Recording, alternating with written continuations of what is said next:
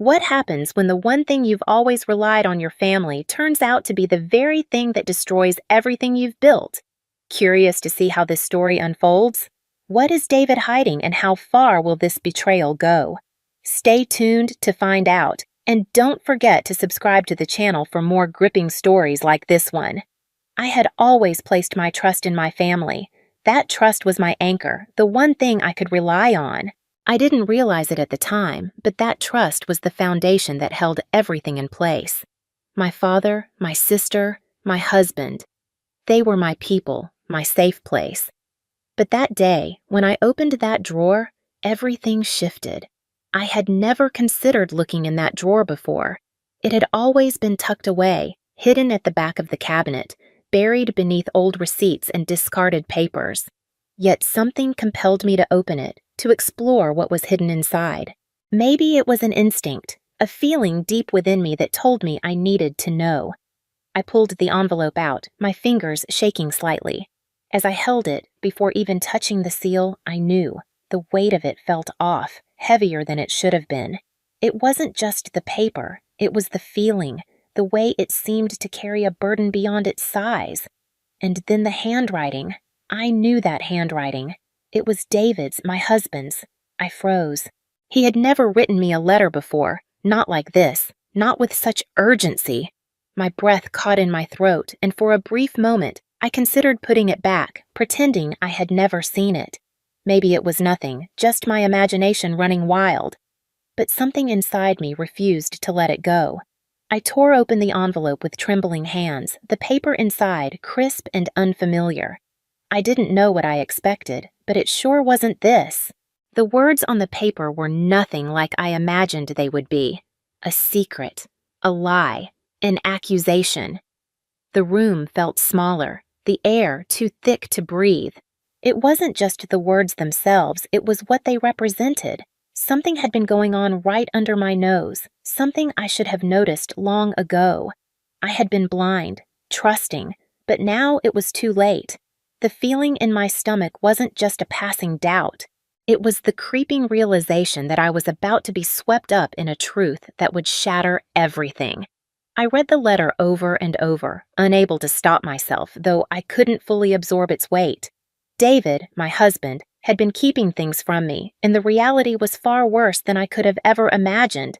I should have seen it. The signs had been there all along, but I had convinced myself it was just stress, just life's pressures. I had been wrong.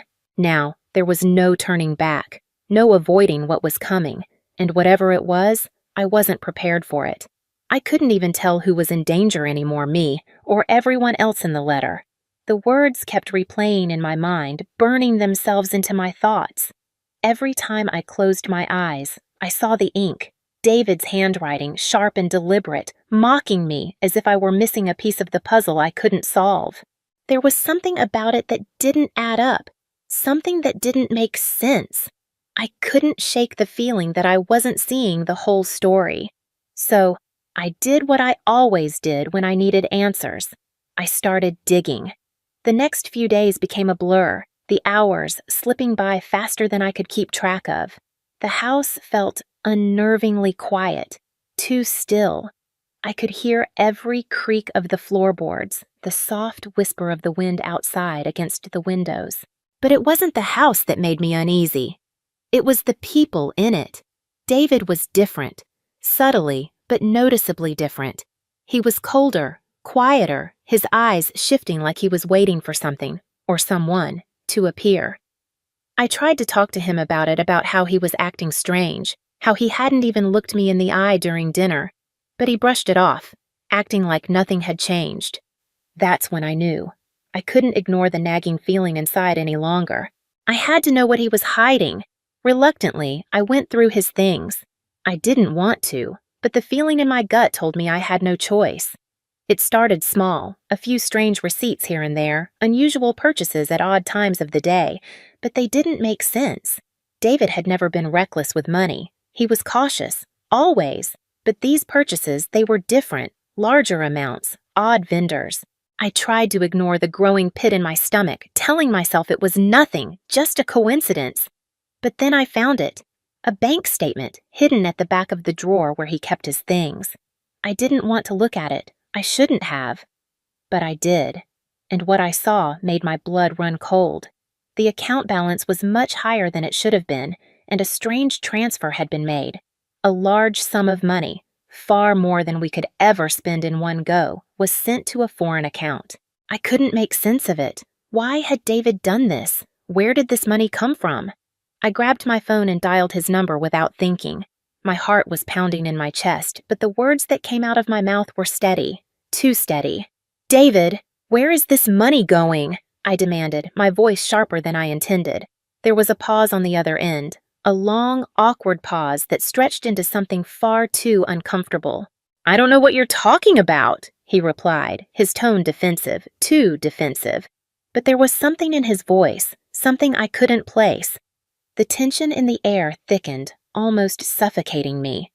"David," I said slowly, deliberately, "I found the transfer. It's not like you to hide something like this." Another long pause. I could almost hear his heartbeat on the other side of the line. "Don't worry about it," he said, his voice a little too calm. "I'll take care of it." Take care of it. That's when I knew he was lying. I had no proof, but I could feel it in my bones. He was lying to me, and that was just the beginning. The unease, the paranoia started creeping in. I could feel eyes on me, even when I was alone. Every time I left the house, I half expected to find someone waiting for me when I came back. A misplaced glance, a hurried conversation when I walked into the room. It all felt wrong. It wasn't just the money, it was everything. I started noticing things, small things, like how David was never around when I needed him, how he seemed to have a secret phone, one he kept hidden, tucked away. Whenever I walked into the room, he had always been protective of his privacy. But this felt different. It felt like he was hiding something from me, something important. Then I saw it. I was in the kitchen cleaning up after breakfast when I heard the familiar sound of David's phone buzzing on the counter. I glanced over at it, just a quick look, nothing suspicious. But then I saw the name on the screen. Ashley. The name hit me like a slap to the face. I didn't know any Ashley. David had never mentioned anyone by that name before. My mind immediately jumped to conclusions. Who was this woman? What did she mean to him? My heart pounded in my chest as I reached for the phone, my fingers trembling. But just before I could touch it, the screen went dark. I froze. What was I doing? What had I just seen? I pulled my hand away, my breath shallow as I tried to steady myself. I wasn't sure if I was overreacting or if I was imagining things. But everything inside me screamed that I was onto something, that I wasn't just seeing things. I knew one thing for sure. I couldn't ignore it anymore. I was in too deep, and whatever this was, it was far bigger than I realized. The rest of the day passed in a haze. I couldn't stop watching David, every move he made. His smile seemed a little too wide when he spoke to certain people. His phone always face down when it was near me, and he never left a room without his jacket, even when it was warm. Paranoia wormed its way into my thoughts, twisting every action, every word. The more I observed, the more I realized it wasn't just David I was questioning. It was everyone, my family, my friends. Who could I trust anymore? It wasn't just the unexplained money transfers, the mysterious woman, or the secrecy. It was everything. My life felt like it was unraveling, and I was standing in the center of it, helpless to stop it. I had always trusted David. I wanted to. He was my husband, my partner. We had built everything together, the house, the business, the life we shared.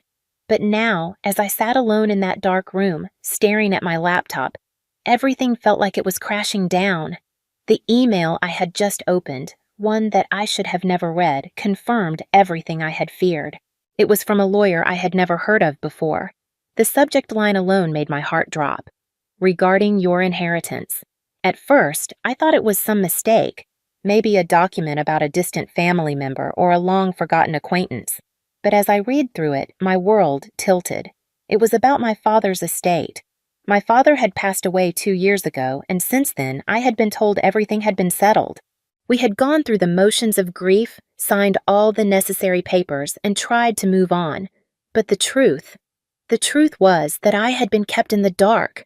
The lawyer was informing me of a second will, one that no one had mentioned, a will that completely excluded me.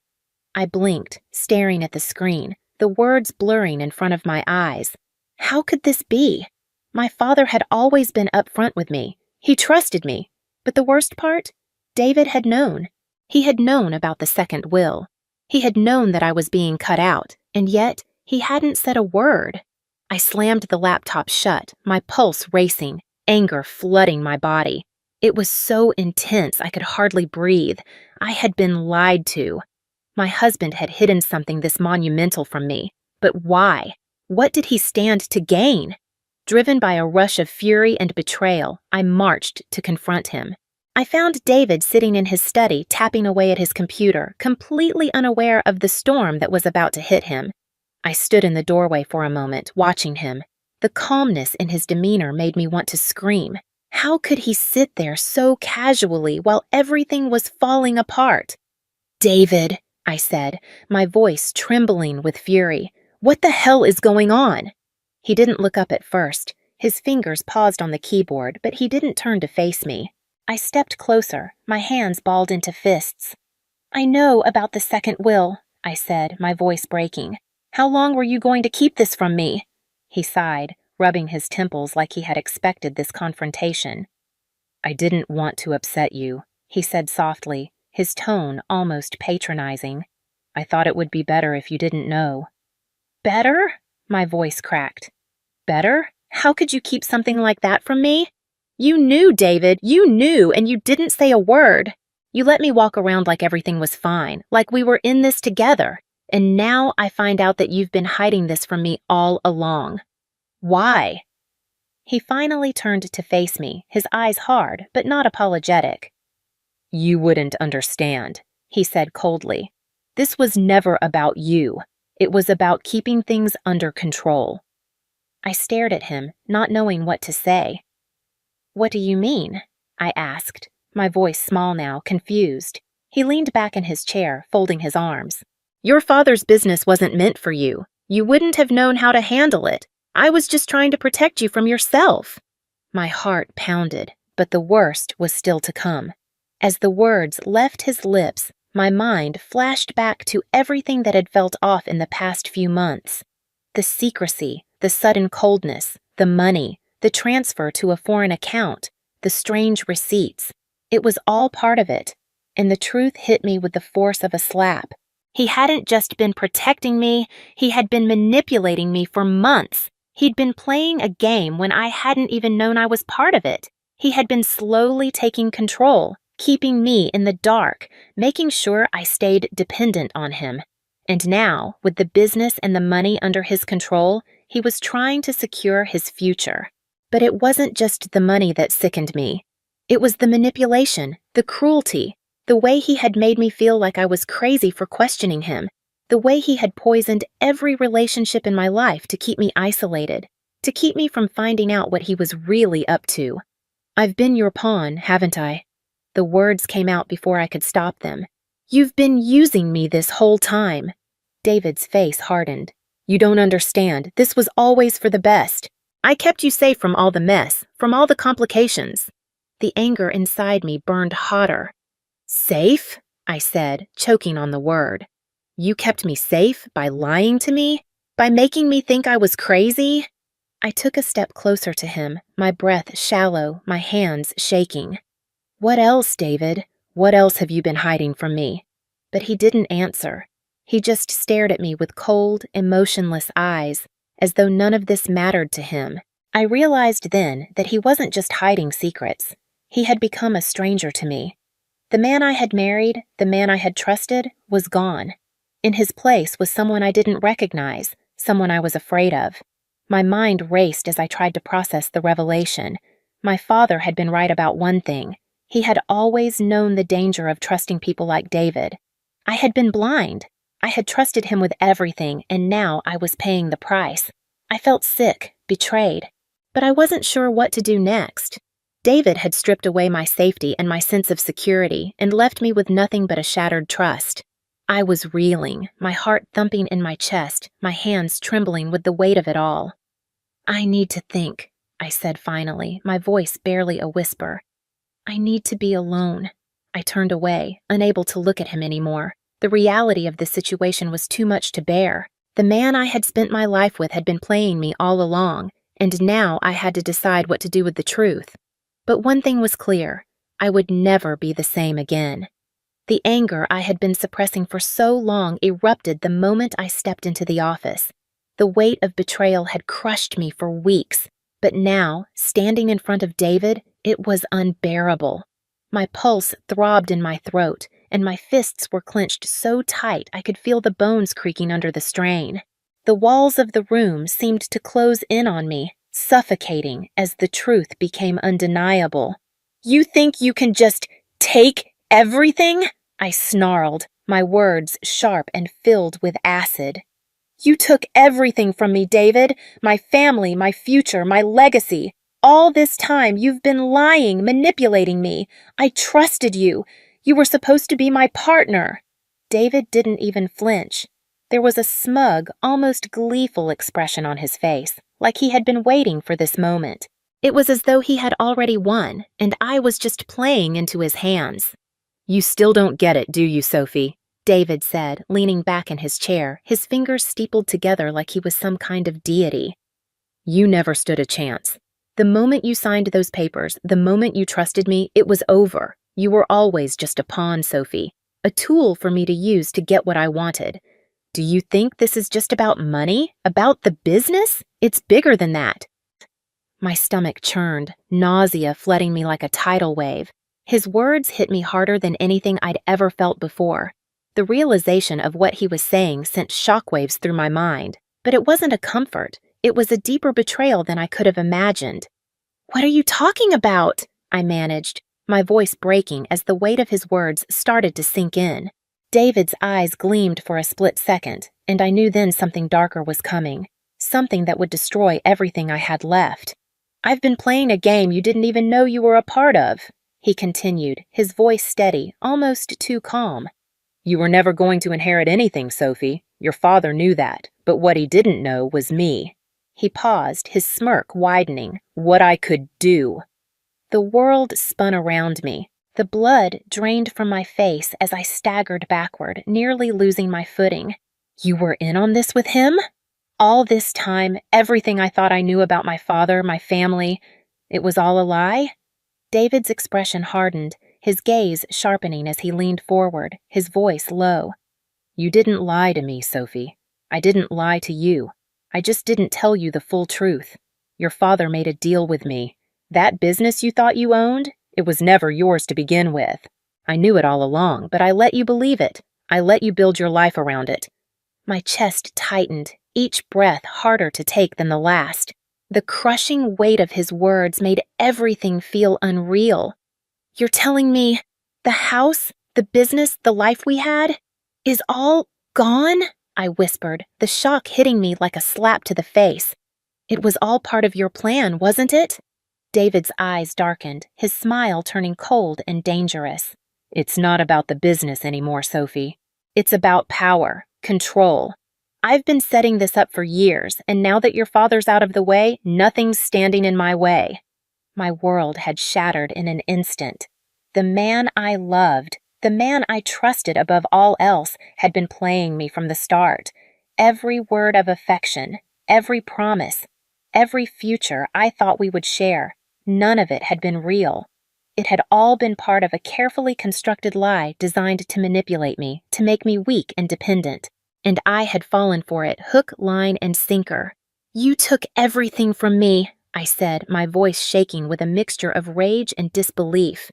"But you won't get away with this, David. I'll fight you. I'll destroy you if I have to."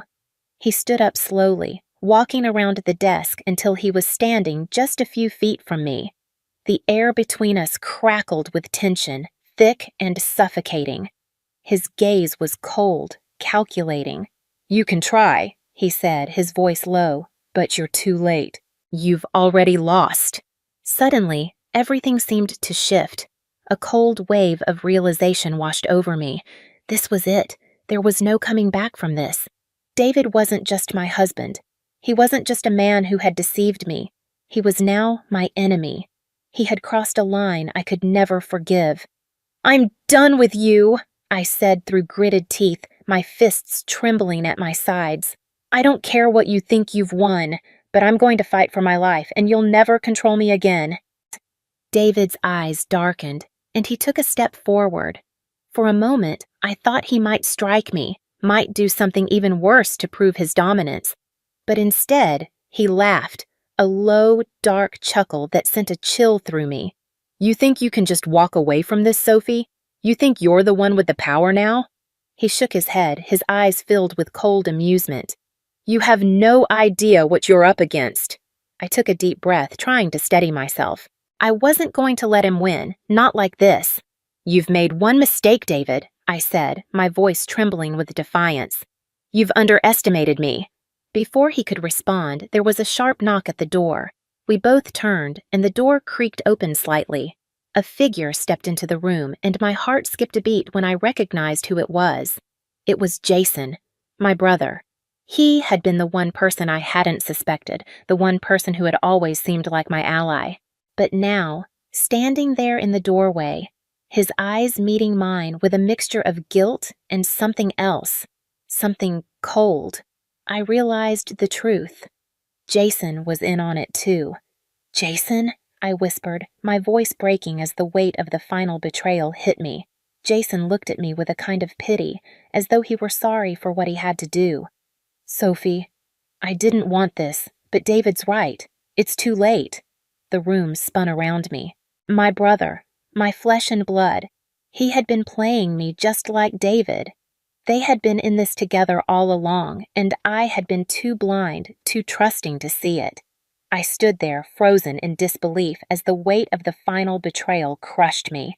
The two people I had trusted the most in this world, the two people I loved the most, had used me, manipulated me, and destroyed everything I had built.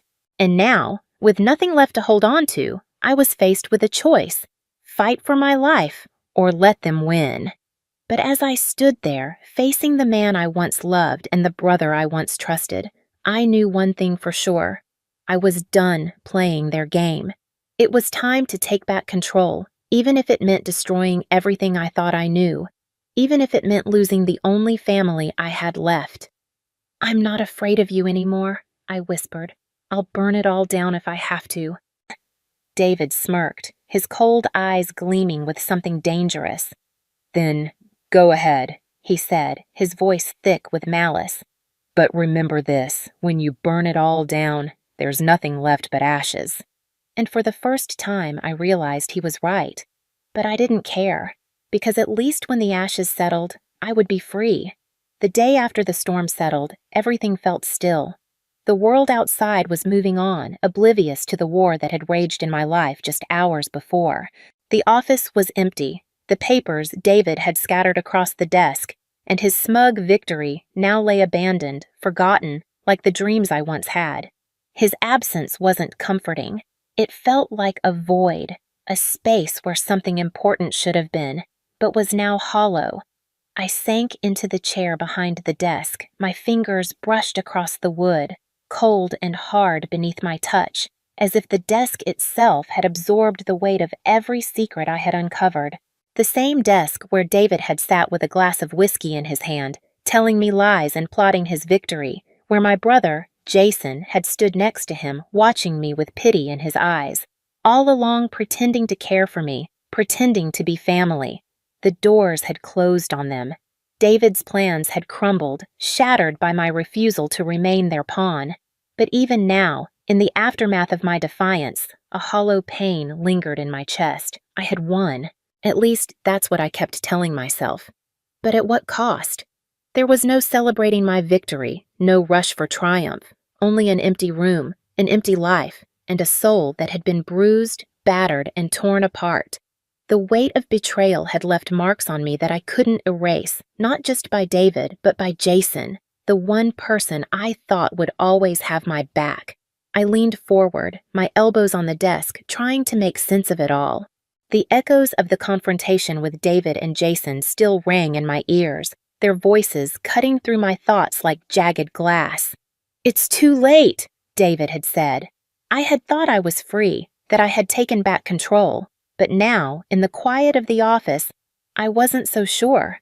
Had I won, or had I just burned down the last remnants of a life I had worked so hard to build? I took a deep breath, my eyes scanning the room. My mind kept going back to that moment, standing in the doorway, facing my brother, the one person I had trusted most in this world. I had always believed Jason was different, that he would protect me, keep me safe. But now I knew the truth. He was just as much a part of David's game as anyone else. Was family even real anymore? What did it mean when the very people who should love and protect you were the ones who betrayed you the most? I had spent my life chasing something that seemed to slip further and further away. Trust, love, belonging. I had let my guard down, let them in, and in the end, all it had cost me was everything. My phone buzzed, and I almost didn't want to pick it up. But I did anyway, my hands trembling as I glanced at the screen. It was Jason. I stared at the phone, my thoughts spinning. What could he possibly want now? The lies, the betrayal, the manipulation, it was all out in the open. There was no fixing this. Or was there? Maybe I was wrong. Maybe there was something left to salvage. I pressed the button to answer, my voice tight. "What do you want?" For a moment, there was silence on the other end. Then, Jason's voice came through, strained and hollow. "I didn't want any of this, Sophie. You have to believe me." I didn't know how far David would go. "Then why didn't you stop him?" I couldn't hide the bitterness in my voice. "Why didn't you tell me?" "I didn't know how," he replied quietly. "I thought I could protect you, but I was just as trapped as you were. I don't know if I can make things right, but I want to try." I laughed, but it felt empty. "You think you can make things right after everything that's happened? After everything you've done?" There was a long pause. "I don't know," Jason said softly. "But I'm sorry. I'm sorry for what I did. It wasn't enough. The apology wasn't enough. Nothing could undo what had been done. I didn't need his apology. I didn't need anyone's apology. I had learned that the only person I could trust now was myself. The rest were just echoes of people I once knew. Without another word, I hung up, letting the silence fill the space. The sting of betrayal was still there, but it wasn't as sharp anymore. I had accepted it. In the end, I learned something I never wanted to face. No matter how much you try to control your fate, sometimes you can't. Sometimes life takes a turn you never expect, and the people you thought you could rely on aren't who they seemed. But survival was different. I had survived. I had endured everything they had thrown at me, and I kept going. Maybe that was what mattered. The pain, the betrayal, it would always linger in the back of my mind, a scar I could never erase. But it didn't define me. Not anymore. As I stood up from the desk, my legs unsteady, something inside me shifted. It wasn't peace not yet, but it was freedom. The final twist, the one I hadn't anticipated, came from within. I had no family left, no friends I could trust, but in the quiet aftermath, I realized something. I didn't need them.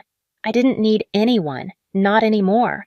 What I needed was to rebuild, to take the fragments of who I was and create something new, something stronger. David and Jason had taken everything from me, but they hadn't taken my spirit. They hadn't taken my will to survive. And maybe, just maybe, that was enough. What do you do when you find out that everything you thought you knew about your life, about your family, your partner, your safety is a lie? How do you process the betrayal when the people you trusted the most have turned their backs on you? Sophie's journey is one of profound discovery and painful growth. For years, she had trusted David, her husband, and Jason, her brother, believing they were her anchors in a world that often felt too uncertain. But the discovery of a hidden letter, a second will, and a web of lies unravels her entire reality. What began as a routine investigation soon spiraled into the painful revelation that her family had been conspiring against her, and her husband had been hiding secrets that would tear apart everything she thought she knew. The truth was chilling her trust, her love, her very identity had been manipulated. The moment Sophie confronted David, everything shifted. No longer the woman who had been blind to the truth, she now stood as a survivor, determined to take back control of her life. Despite the deep hurt, Sophie decided to walk away. Her anger and heartbreak were clear, but more than that, a powerful resolve to rebuild her life without the men who had betrayed her. In Sophie's case, the betrayal wasn't just about secrets or lies, it was about a long-standing manipulation that eroded her trust in everyone. The most painful part was realizing that the people closest to her had been playing a game with her life, with no regard for her feelings or the love she had given them.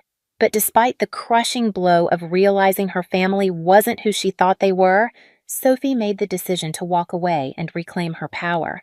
She didn't just survive the betrayal, she chose to grow stronger in its aftermath. The question that looms is, how do you navigate a world where the very people you've relied on are no longer the pillars you thought they were? Sophie chose to trust herself, even when it seemed like everyone else had let her down. In doing so, she took the first step toward healing, no longer defined by the lies she had been told, but by the strength she had always possessed deep within her. What would you do if you discovered that your closest relationships were based on lies? How would you cope with the realization that you had been manipulated by the very people who should have had your back? Sophie's story is a painful reminder that trust can be a double-edged sword. But her decision to walk away from the lies and rebuild her life proves that we are not defined by the people who betray us. We are defined by our ability to rise above it. What are your thoughts on Sophie's journey? Have you ever had to face betrayal from someone you trusted? Share your thoughts and experiences in the comments below. Don't forget to like, subscribe, and stay tuned for more stories of strength and survival.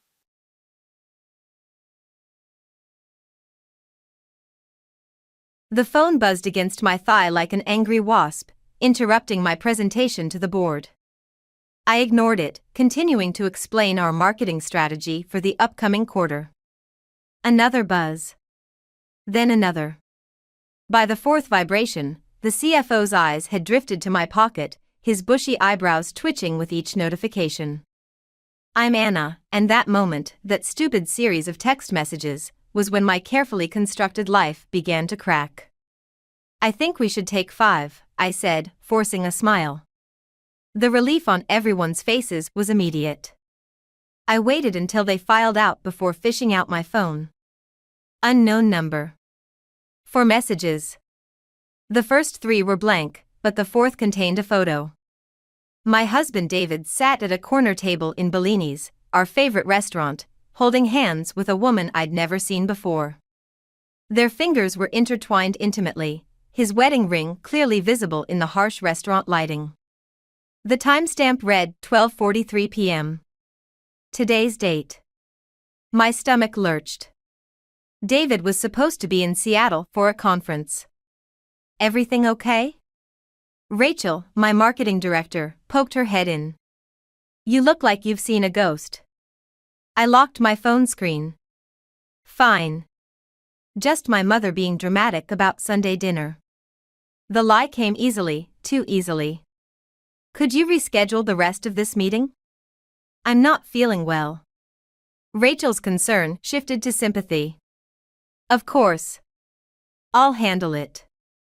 I gathered my things with mechanical precision, my mind racing through the past few months. The late nights at the office. The business trips that seemed to multiply.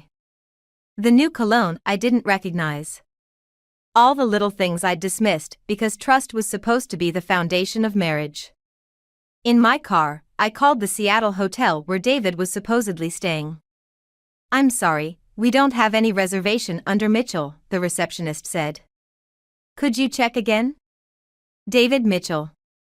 He should have checked in yesterday. I'm certain, ma'am. No Mitchell in our system for the past week. I hung up and opened my messages.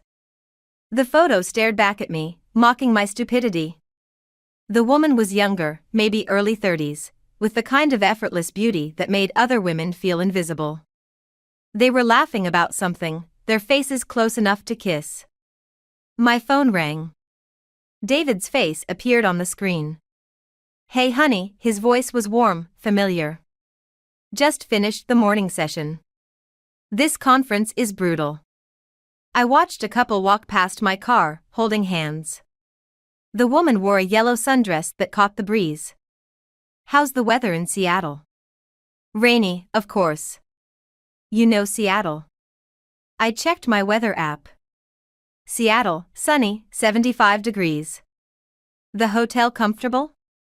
I pressed, my voice steady despite the trembling in my hands. Yeah, the usual corporate luxury. Listen, I've got another session starting. Love you. The line went dead before I could respond. I sat there, staring at my phone until the screen went dark, reflecting my face back at me. The woman in the reflection looked strange, distorted by grief or rage, I couldn't tell which. My mother had always said that revenge was a poison you drink yourself, hoping the other person dies. But sitting there, with proof of David's betrayal burning a hole in my pocket, revenge didn't feel like poison. It felt like medicine. I started the car and pulled out my calendar. The charity gala was in 3 weeks. David had been pushing me to make it bigger this year, to invite more of his business associates. To make a statement about our perfect life. Oh, we'd make a statement all right. Just not the one he was expecting.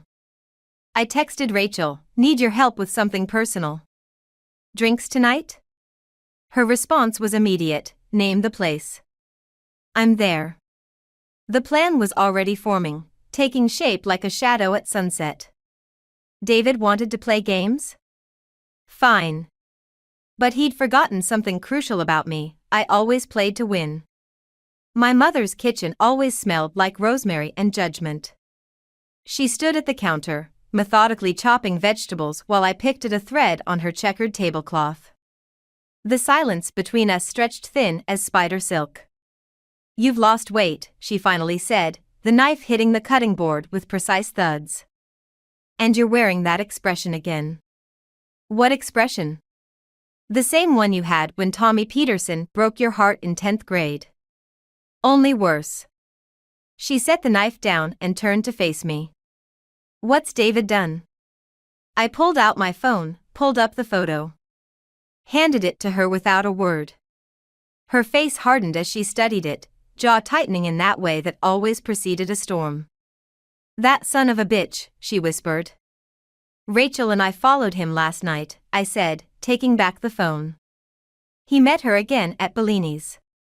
Same table. They stayed for 3 hours. And nothing. I sat there watching them like some pathetic stalker while Rachel kept telling me to breathe.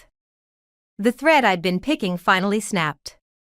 He ordered the same wine we had on our anniversary. Mom wiped her hands on her apron and sat beside me. When your father cheated, I burned all his clothes. Dad cheated? Once. With his secretary. She laughed, but it wasn't a happy sound. Such a cliché, right? I found out, burned his designer suits, and left him. Best decision I ever made. I stared at her, this woman I thought I knew completely. You never told me. Because you adored him. Still do. I didn't want to taint that. She reached for my hand. But now you need to know you're not alone. And that whatever you're planning, I can see it in your eyes, you have my support. The doorbell rang. Mom squeezed my hand before getting up to answer it. I heard Rachel's voice in the hallway, then Tom's deeper tone. I hadn't expected him to come. They entered the kitchen like a funeral procession. Rachel's mascara was smudged, and Tom looked like he hadn't slept in days. Show them, Mom said. I pulled up the banking app on my phone instead. David's been moving money. Small amounts at first, but they're getting bigger. 20,000 last week alone. Tom's face went pale. The investment fund. He told me he was starting an investment fund with some clients. What investment fund? Rachel asked. He approached me about investing.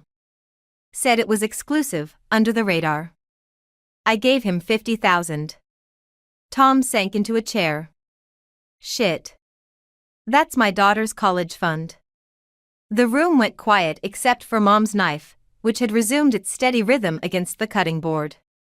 There's more, Rachel said, pulling out her laptop. I did some digging. The woman in the photo? Her name is Emily Sanders. She works at David's firm, and guess what? She just bought a condo. Price tag $800,000. My stomach lurched. When? 2 weeks ago. The down payment came from an offshore account. I thought about our joint savings, how David had insisted on managing all our finances because I was too busy with my career. How stupid I'd been. How blind. I want to destroy him, I said, surprising myself with the coldness in my voice. You will, Mom said, setting down plates of food none of us would eat. But smart. Calculated. Make him feel as secure as possible until the moment you pull the rug out. The gala, Rachel said suddenly. It's perfect. Everyone who matters will be there. His clients, colleagues, friends. Tom nodded slowly. I can help. I have access to his office after hours. He gave me a key for those investment meetings. His laugh was bitter. I bet there's more evidence there. You don't have to get involved, I told him. He stole my daughter's future. I want in. Mom sat down with us, her eyes bright with a fire I'd never seen before. Then let's plan this properly. No burning clothes. No quick revenge. We're going to dismantle his life piece by piece, just like he dismantled yours. I looked around the table at these people, my mother, my best friend, my husband's former confidant, and felt something shift inside me. The pain was still there, but now it had purpose. Direction. To karma, Rachel said, raising her water glass. We clinked glasses, sealing our pact. Outside, the sun was setting, casting long shadows across Mom's kitchen floor. Soon, those shadows would be the least of David's problems. The restaurant's exterior was deceptively ordinary: red brick, green awning, potted plants flanking the entrance. Lou Jardin. Not David's usual style. Too quiet, too far from the business district. Perfect for secrets. I parked across the street, killed the engine, and waited. Rachel's car pulled up behind me, right on schedule. My hands trembled as I checked my phone, 7:42 p.m. David had texted earlier, working late. Don't wait up. The hostess seated them at a corner table, partially hidden by a decorative screen. David pulled out Emily's chair, his hand lingering on her shoulder. Such a gentleman. My stomach clenched as I watched through my camera's zoom lens. You don't have to do this, Rachel whispered from the passenger seat. We already have enough evidence. I kept shooting. I need to see it. All of it. They ordered wine. Laughed. His hand found hers across the table, fingers intertwining. Click. Click. Click. Each photo was a nail in the coffin of my marriage. He's wearing the watch I gave him for our anniversary, I said, my voice hollow. 10 years of marriage, and he's wearing my gift while he's with her. Rachel touched my arm. Anna? Wait. I zoomed in closer. Emily was crying. David reached across, wiped her tears with his thumb. The intimacy of the gesture hit me like a physical blow. Click. I can't hear what they're saying, I muttered, lowering the camera. I need to hear. Don't you dare. Rachel's grip tightened. You're not going in there. But I was already opening the car door. Rachel swore, scrambling after me. The hostess smiled brightly. Table for two? Actually, I smoothed my hair, forced a smile. Could we sit at the bar? We're just having drinks. The bar offered a perfect view of their table, and better yet, they were within earshot. I ordered a martini I wouldn't drink and waited. Can't keep doing this, Emily was saying, her voice thick with tears. I thought you were leaving her. David's response was too low to hear. Emily shook her head. 3 months, David. You promised. The condo, the plans, everything, was it all lies? My martini arrived. I gripped the stem so hard I thought it might snap. Baby, please. David's voice carried clearly now. Everything I said was true. I love you. Anna means nothing to me anymore. She's just complicated. The timing isn't right. The olive in my martini blurred. I blinked and a tear splashed onto the bar.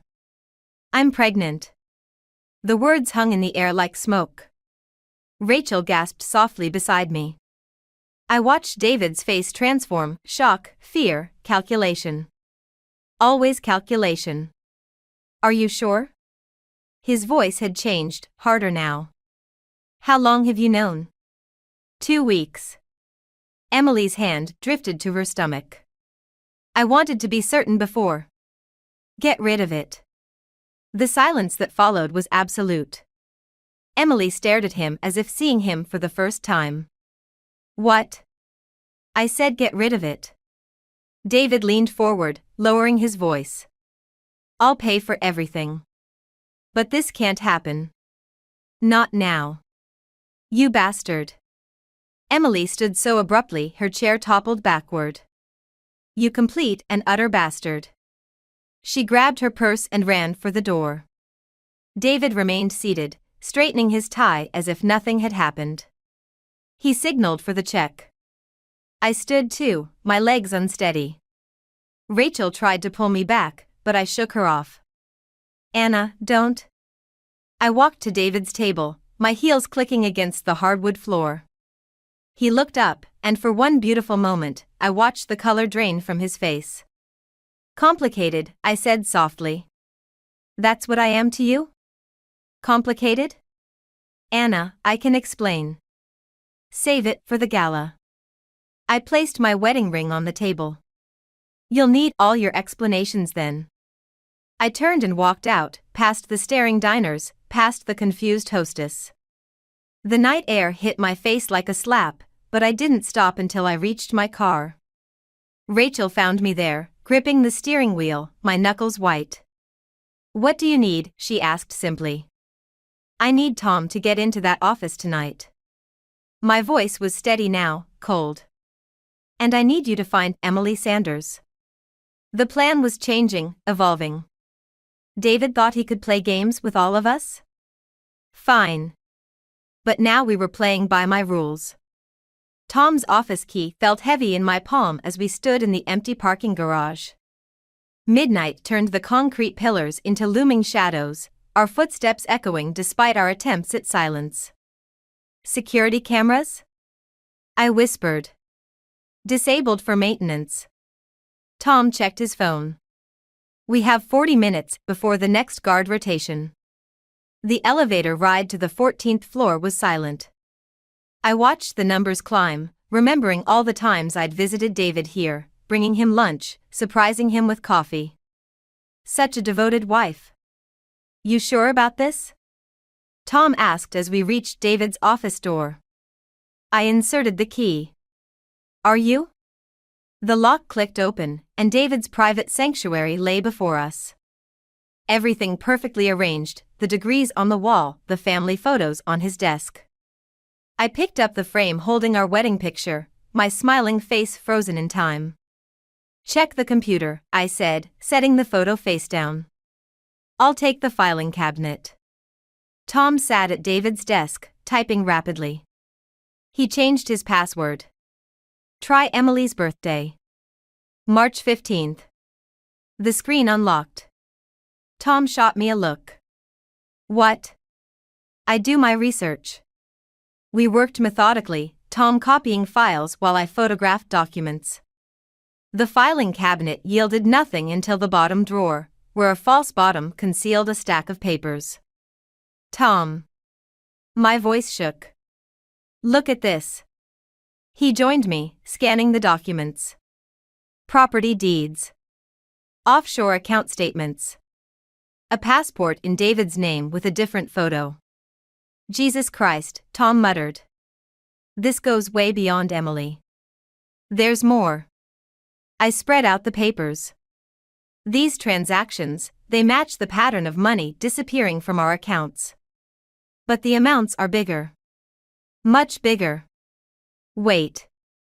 Tom grabbed one document. This account number. It's from the investment fund. But these withdrawals started 6 months before he even approached me about investing. A noise in the hallway made us freeze. Footsteps approached, then passed. We breathed again. We need to go, Tom said, stuffing the papers into his briefcase. But Anna. This isn't just about cheating anymore. This is fraud. No. I stood, a strange calm settling over me. This is leverage. The elevator ride down felt different. Heavier. Tom kept checking his phone, his face pale in the fluorescent light. I should call the SEC, he said as we reached his car. Not yet. I touched his arm. We need all the pieces first. The gala's in 2 weeks. If we move too soon, he'll destroy the evidence. And Emily? Are you still planning to contact her? Rachel's meeting her tomorrow. I smiled, but there was no warmth in it. Apparently, pregnant women are very interested in learning the truth about their baby's father. Tom started the car. You're different. Since that night at the restaurant. No. I watched the city lights blur past my window. I'm just finally seeing clearly. My phone buzzed to David, calling for his nightly check-in. I let it ring. He's going to notice something's wrong, Tom warned.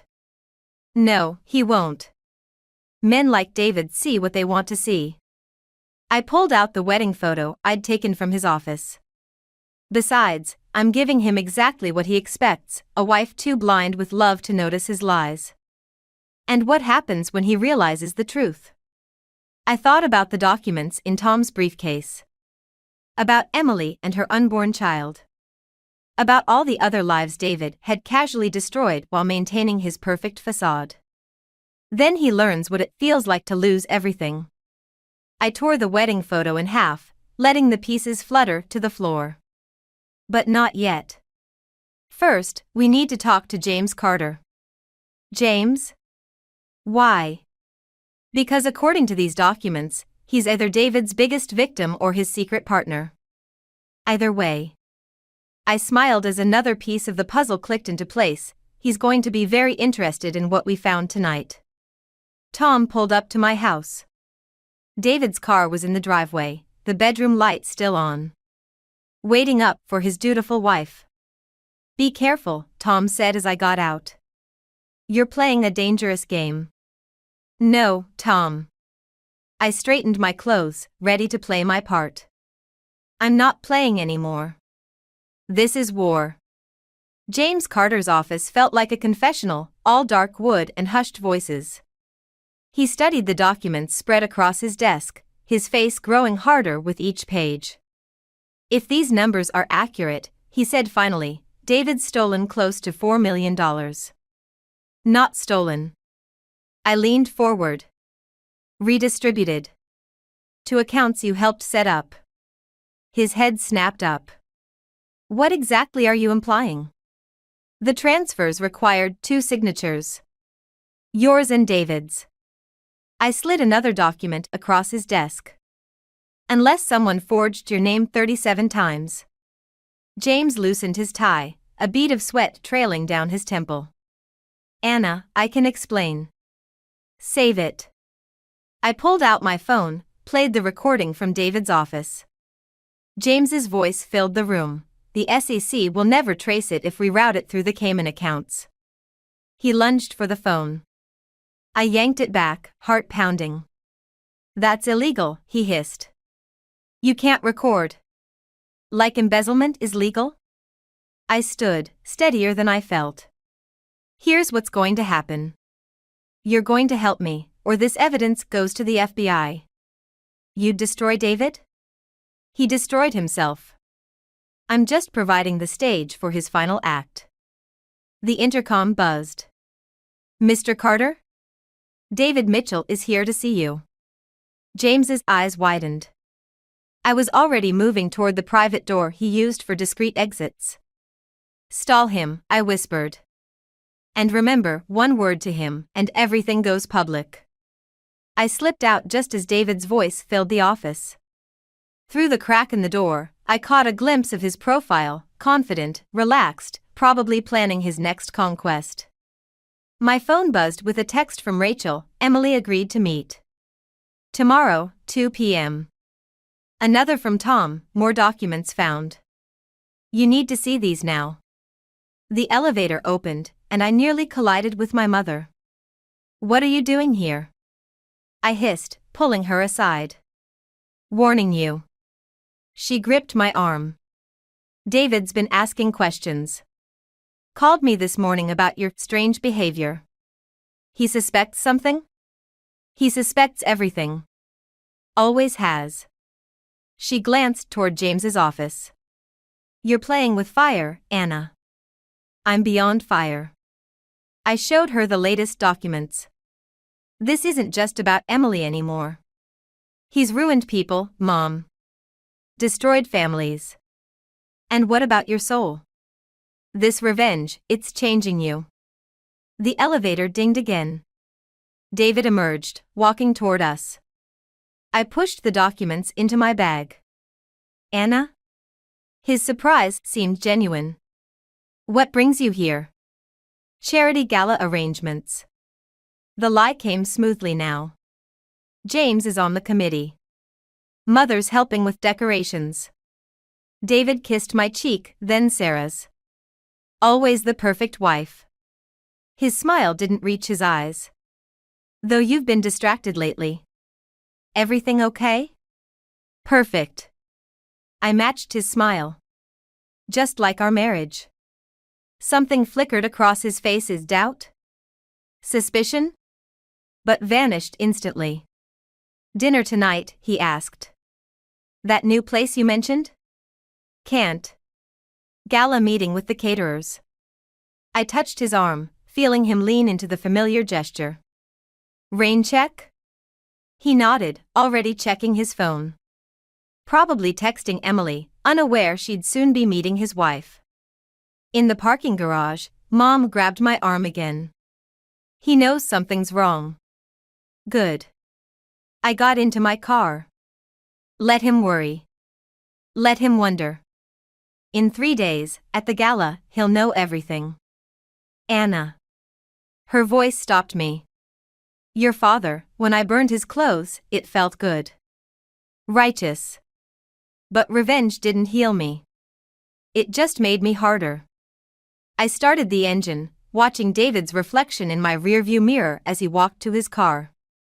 Maybe I need to be harder, I said. Maybe that's the only way to survive this. She stepped back, shaking her head. Just remember, when you're done burning down his world, make sure you're not standing in the flames. I drove away, her words echoing in my mind. But it was too late for warnings. The pieces were in motion, the trap nearly set. In 3 days, David's carefully constructed lies would crumble. And I would be there, match in hand, ready to light the fire. The grand ballroom sparkled like a diamond, catching and reflecting 1,000 lights. I watched from the balcony as guests filtered in, their evening wear and fake smiles a perfect match for the occasion.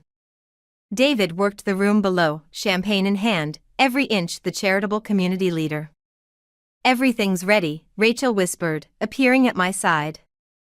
Tom has the presentation queued up. James is sweating bullets, but he'll play his part. I nodded, adjusting my black dress as designer, expensive, bought with David's stolen money. Emily? Just arrived. She's. Rachel hesitated. She looks scared, Anna. Of course she was scared. I'd been scared once too, before the fear turned to ice in my veins. The USB drive? I touched my clutch, where the evidence waited. Secured. But Anna. Rachel grabbed my arm. David's been asking questions. About your meeting with James. About the late nights. He knows some things? Mrs. Mitchell? A waiter appeared with a note. From your husband. The paper trembled in my hands. Meet me in the study. Now. He's bluffing, Rachel said, but her face had gone pale. Keep everyone in position. I handed her my clutch.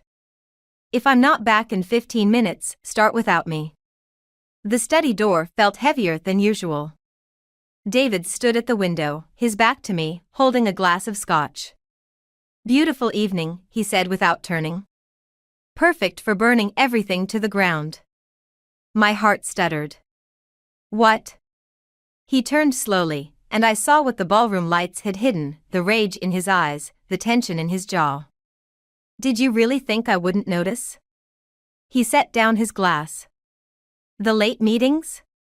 The whispered conversations? Tom accessing my office after hours? David. Shut up. His voice was soft, dangerous. I've watched you play your little game. Gathering evidence, turning my friends against me. Even poor Emily, did you enjoy telling her about our marriage? He reached into his jacket, pulled out a familiar USB drive. My blood turned to ice. Looking for this?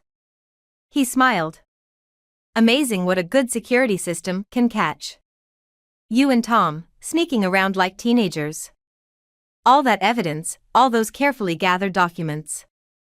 That's not, I started, but he cut me off by crushing the drive under his heel. The originals have been dealt with. The offshore accounts? Closed. James Carter? On a plane to somewhere non-extraditable. His smile widened. You played well, Anna.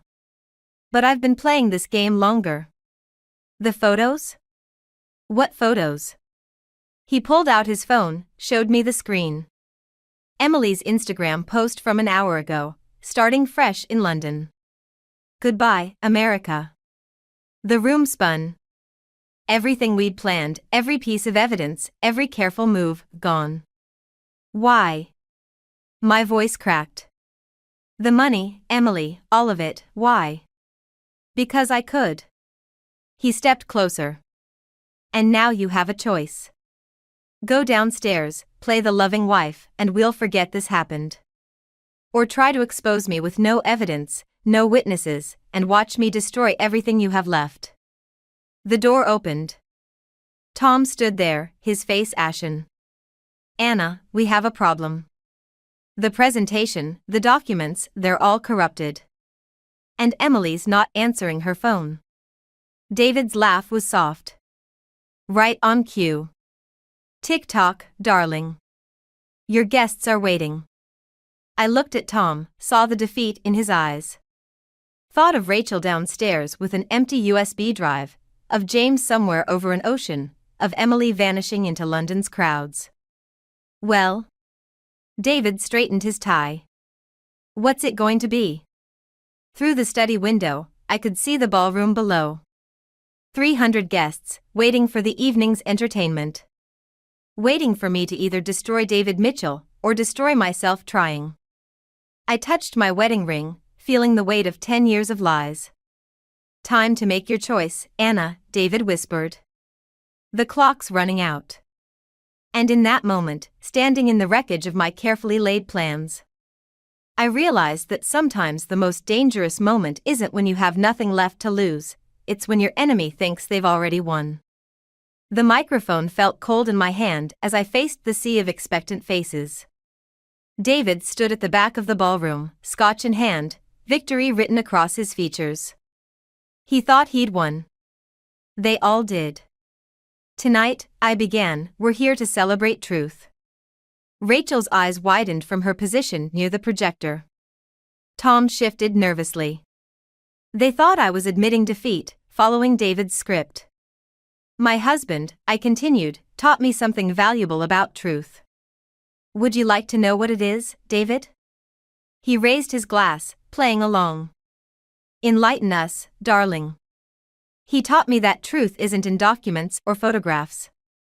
I slipped off my wedding ring. Let it fall to the floor with a metallic ping that echoed through the sound system. Truth is in the details. The ballroom doors opened. Emily Sanders walked in, very much not in London, very pregnant.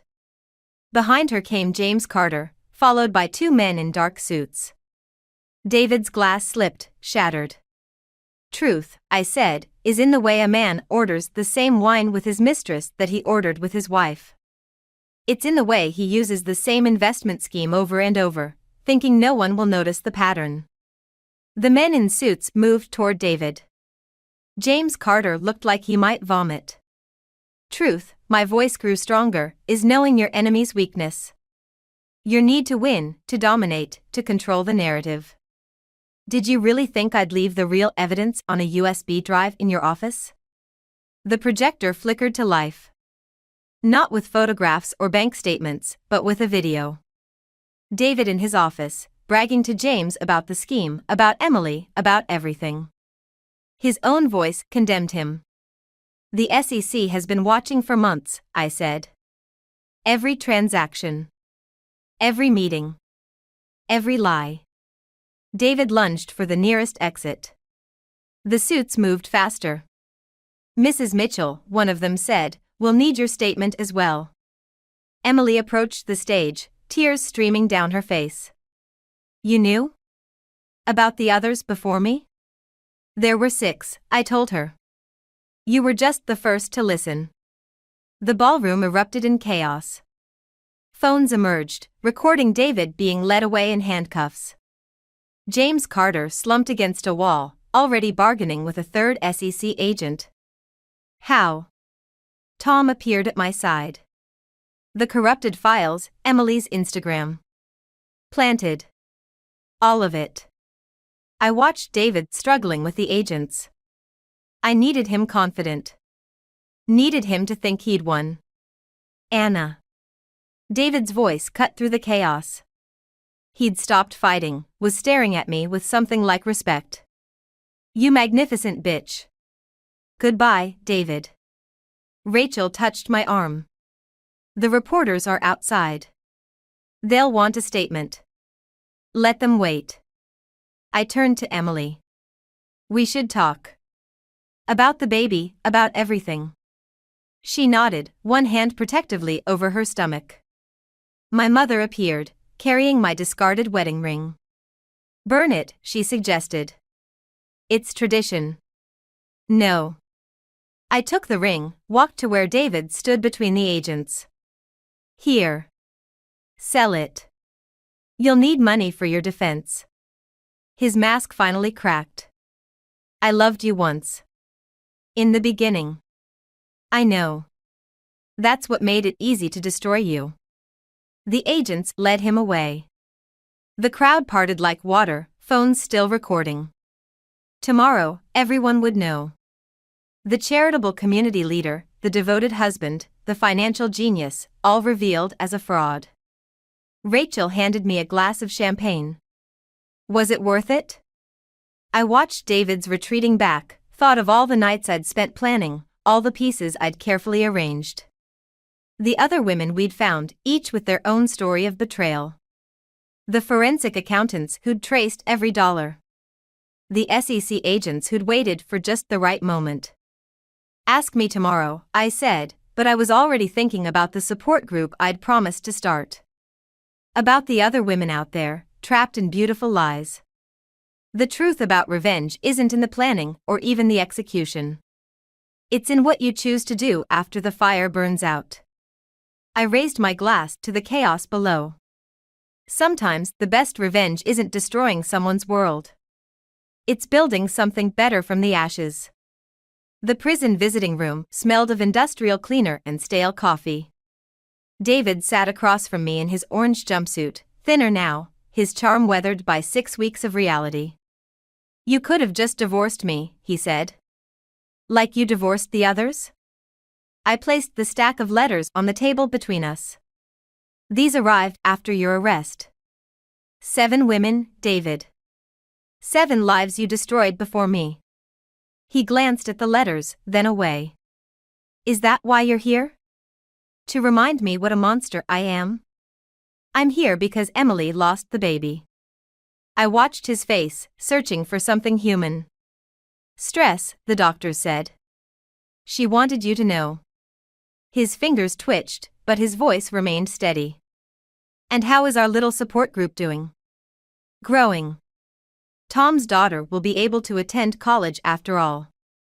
The SEC recovered most of the money. Ah yes, my dear friend Tom. David leaned forward. Tell me, does he still look at you the way he did at the gala? Like you're something magnificent and terrible? I stood, smoothing my skirt. Goodbye, David. Wait. He pulled an envelope from his pocket, pushed it across the table. Read it after you leave. Please. Outside, Rachel waited in the car. You okay? I nodded, turning David's letter over in my hands. You don't have to read it, she said. Yes, I do. The letter was short, written in David's precise hand. Anna. I learned manipulation from my father. Watched him destroy my mother with lies, then rebuild her with promises. I swore I'd never be him.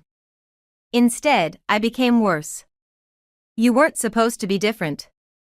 Weren't supposed to be stronger. But you were. Are. I'm not asking forgiveness. I'm telling you I understand now, revenge isn't about destroying someone.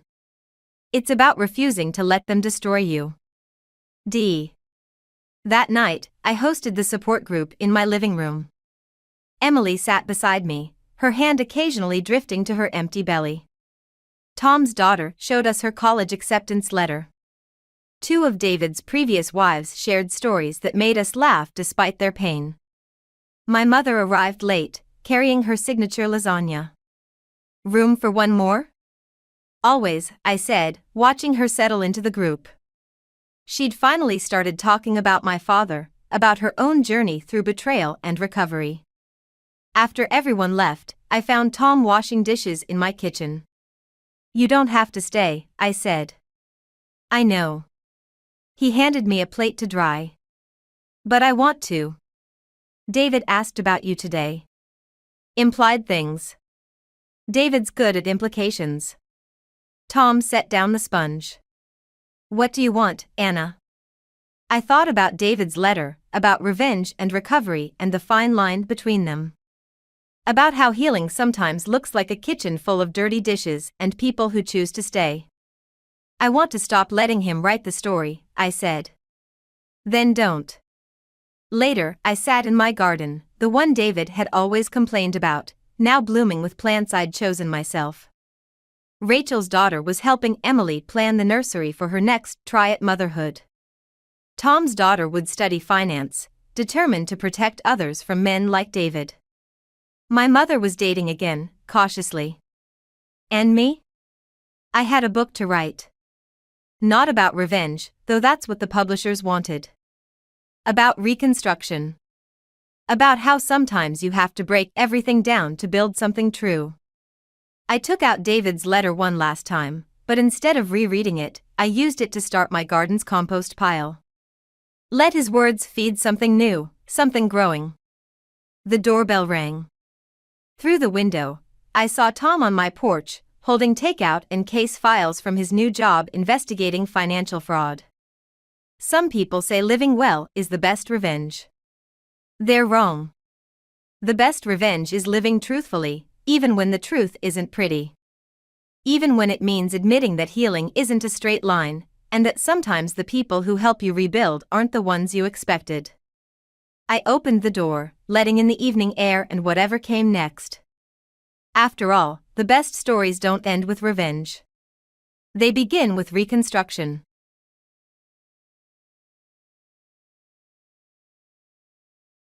The words slithered through the heating vent like poison, my mother-in-law's voice, sharp as ever. She was never good enough for this family, Tom. You know that. I've been saying it for years. I froze in the hallway, my son's freshly folded laundry clutched against my chest. 7 years of marriage, and still I was the outsider. The intruder. My name is Miriam, and this is the moment I decided to destroy my husband's family. Mom, can we not do this again? Tom's voice drifted up, tired and weak. Always weak when it came to Helen. Miriam tries her best. Tries her best. Helen's laugh cut through me. Is that what you call it? That woman has done nothing but drag down this family's reputation since the day you married her. Even little Liam is starting to show signs of her inadequacies. The laundry slipped from my hands, tiny superhero shirts and pants scattering across the hardwood floor. My fingers trembled as I pressed them against the wall for support. What do you mean about Liam? Tom asked, and something in his tone made my stomach turn. He wasn't defending our son. He was curious, concerned. Well, just look at how sensitive he is. Always crying, always hiding behind books, instead of playing sports like your brother's children. That's her influence, Tom. Her weakness seeping into him. I slid down the wall, my legs giving out. Liam, my beautiful, gentle boy who wrote poetry about butterflies and hugged me extra tight when I was sad. They were going to break him, just like they'd been trying to break me. Maybe you're right, Tom muttered, and my world shattered. I don't know what to do about it. Oh, darling, that's why you have me, Helen cooed. I've been thinking about this for a while. George and I have discussed it extensively. There are ways to handle these situations. Legally, of course. But first, we need to secure your position. And Liam's. My hands curled into fists. 7 years of subtle jabs, of helpful suggestions about my parenting, my housekeeping, my very existence. 7 years of Tom's passive acceptance, his quiet betrayals. But this was different. They were talking about taking my son. I pulled my phone from my pocket, hands shaking as I opened the recording app. This wasn't just about me anymore. They'd crossed a line, and I wouldn't let them hurt Liam. What exactly are you suggesting? Tom asked. Well, first we need to document everything. Every little mistake she makes. Every time she fails as a mother, as a wife. It needs to be systematic, darling. Build a case. And then, when the time is right. I hit record, letting their words pile up like evidence. Each syllable was another nail in their coffin, though they didn't know it yet. My other hand found my wedding ring, twisting it around my finger, a nervous habit I'd developed over the years. But this time, I pulled it off completely. The gold band sat in my palm, catching the afternoon light that streamed through the window. 7 years of trying to be good enough, of dimming myself to fit into their perfect family portrait. 7 years of watching my son slowly start to curl in on himself, just like I had. Below, Helen and Tom continued plotting my removal from their precious family tree, unaware that they'd just given me exactly what I needed, a reason to fight back. And I would fight, not just for myself, but for Liam. I slipped the ring into my pocket and began picking up the scattered laundry, my movements deliberate and quiet. Let them scheme. Let them think they had the upper hand. They had no idea what I was capable of, but they would learn. After all, they'd taught me well. Family is everything. The dining room suffocated under the weight of Helen's latest family tradition, mandatory Sunday dinners. I watched her arrange the sterling silver with military precision, each fork exactly 1 inch from the edge of her imported linen tablecloth. Miriam, dear, you've put the water glasses on the wrong side again. Her voice dripped honey-coated venom. After 7 years, one would think you'd have learned the basics of proper table setting. I shifted the glasses, my recorded evidence from yesterday burning a hole in my phone. My mistake, Helen. Though I doubt anyone but you would notice. George cleared his throat from his throne-like chair at the head of the table. Helen notices everything. It's what makes her such an excellent hostess. His words carried the weight of warning. Liam slipped into the dining room, clutching his latest poetry notebook. Helen's lips tightened at the sight of it. Sweetheart, wouldn't you rather play with that new football Uncle James sent you? I like writing better, Liam mumbled, shrinking into himself. Now, Helen said, reaching for the notebook. Let's put this away before dinner. We wouldn't want to get creative inspiration all over my tablecloth, would we? I stepped between them. The notebook stays, Helen. Liam can write if he wants to. The room temperature dropped 10 degrees. Tom chose that moment to appear, laptop in hand, completely oblivious to the tension. Sorry, everyone. Had to finish some work emails. Of course, darling, Helen cooed. Your dedication to the family business is admirable. Unlike some people's dedication to alternative pursuits. Her eyes flicked to Liam's notebook. I served the roast Helen had prepared, fighting the urge to dump it in her lap. The school's actually quite impressed with Liam's writing.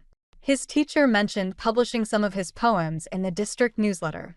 Published? Tom's head snapped up. Is that really the kind of attention we want? The Blackwood name has a certain reputation to maintain. What reputation would that be? I asked, my voice steady despite my racing heart. The one where we pretend everything's perfect while tearing each other apart behind closed doors? Helen's fork clattered against her plate. I don't know what's gotten into you lately, Miriam, but this attitude is exactly why. Why what, Helen? Why I was never good enough for your precious family. Tom's face paled. Miriam, not now. Not in front of Liam. When then, Tom? When your mother isn't around to defend you. Or when she's finished plotting how to take our son away from me. The silence that followed was deafening. George's knuckles whitened around his knife handle. Helen's face turned to marble. And Tom wouldn't meet my eyes. I think, Helen said carefully, that you're becoming hysterical. Perhaps you should lie down. I'm not hysterical. I'm finally seeing clearly. I turned to Tom. Tell them what you really think about Liam's sensitivity. About how it's my fault he's not living up to the Blackwood name. That's not. I never said. Tom stammered. You didn't have to. I heard everything yesterday. Every word about building a case against me. Every plan to handle the situation. Helen's composure cracked for just a moment before she recovered. I don't know what you think you heard, but clearly you've misunderstood. We only want what's best for Liam. What's best for Liam? I laughed, the sound sharp and foreign in my throat. Like how you convinced Tom to send back the art supplies my parents got him for his birthday. Or how you've been scheduling football practices during his creative writing club. Liam looked up from his notebook, his eyes wide with understanding. Is that why Dad said I couldn't go to writing club anymore? Enough. George's fist crashed down on the table, making the crystal water glasses, perfectly positioned, jump and spill. This behavior is unacceptable. I stood, my chair scraping against the hardwood floor. You're right, George. It is unacceptable. All of it. I turned to Liam. Come on, sweetheart. Bring your notebook. We're going home. You are home, Helen said, her voice like ice. I met her gaze, feeling stronger than I had in years. No, Helen. This was never home. This was just the battlefield where you tried to break me. But I'm not broken anymore. As I led Liam from the room, Tom finally found his voice. Miriam, wait. Save it for your mother, Tom. She's the only one you've ever really been married to anyway. The bank statement trembled in my hands as I sat in my car outside the Blackwood Financial Group. Numbers swam before my eyes. Massive transfers from Helen's personal account to Tom's business one, a pattern stretching back 3 years. The company wasn't profitable. It was a sham, propped up by Helen's money and George's connections.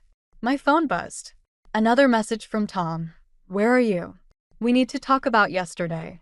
I ignored it, focusing instead on the other documents spread across my passenger seat, paperwork I'd found in Tom's home office while he was at work. Loan applications, rejection letters, credit card statements with balances that made my stomach turn. A tap on my window made me jump.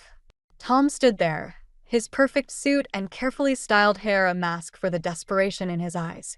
I rolled down the window, keeping my hand on the keys in the ignition. You can't just walk out of Sunday dinner like that, he said. Mom's beside herself. Is that why you're really here, Tom? To defend your mother's feelings?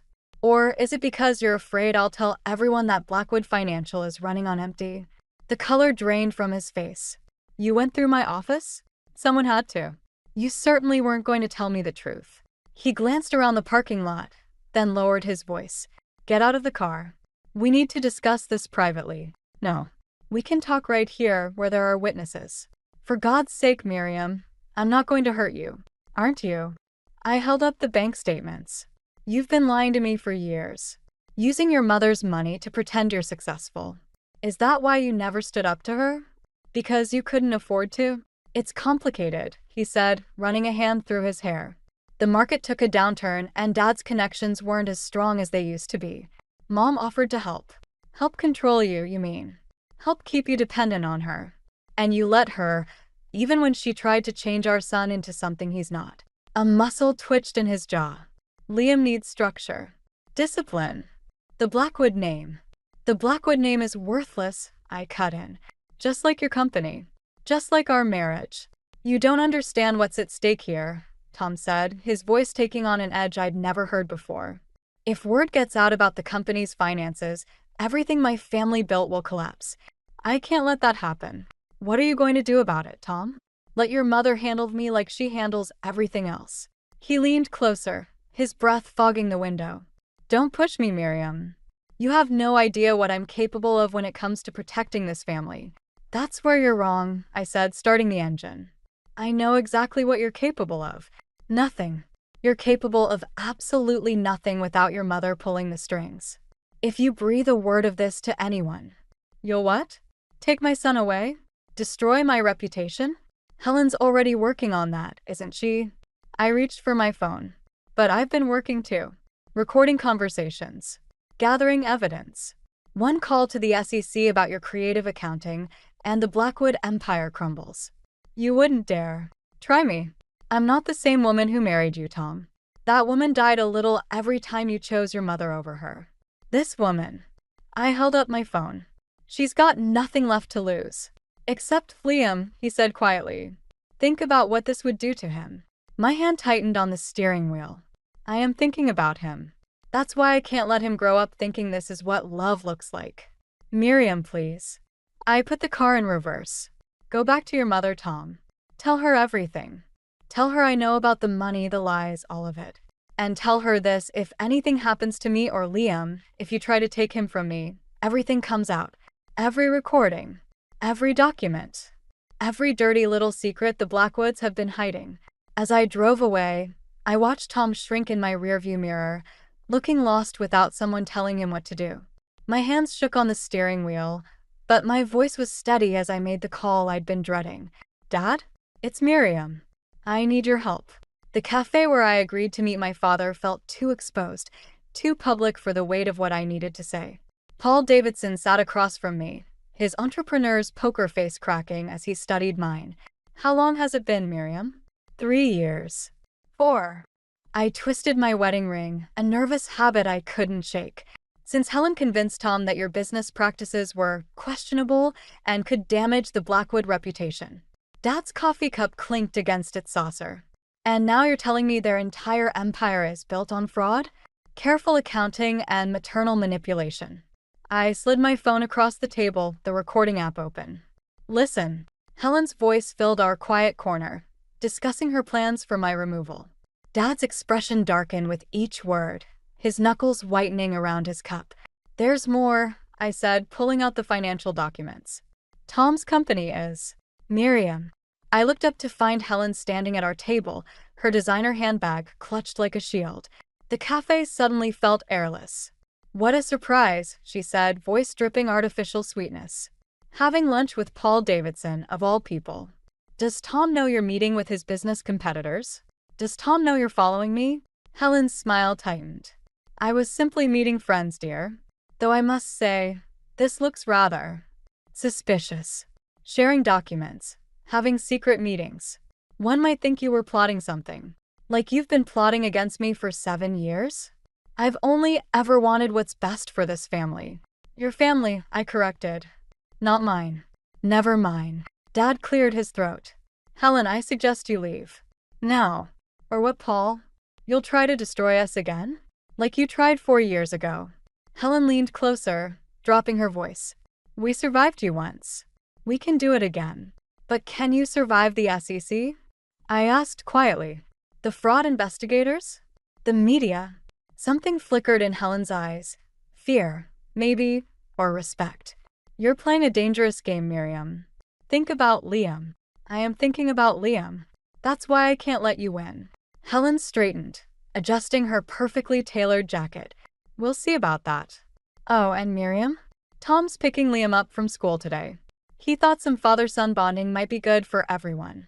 My heart stopped. School doesn't end for 3 hours, doesn't it? I could have sworn Tom mentioned something about an early dismissal. She checked her watch. My mistake. Enjoy your lunch.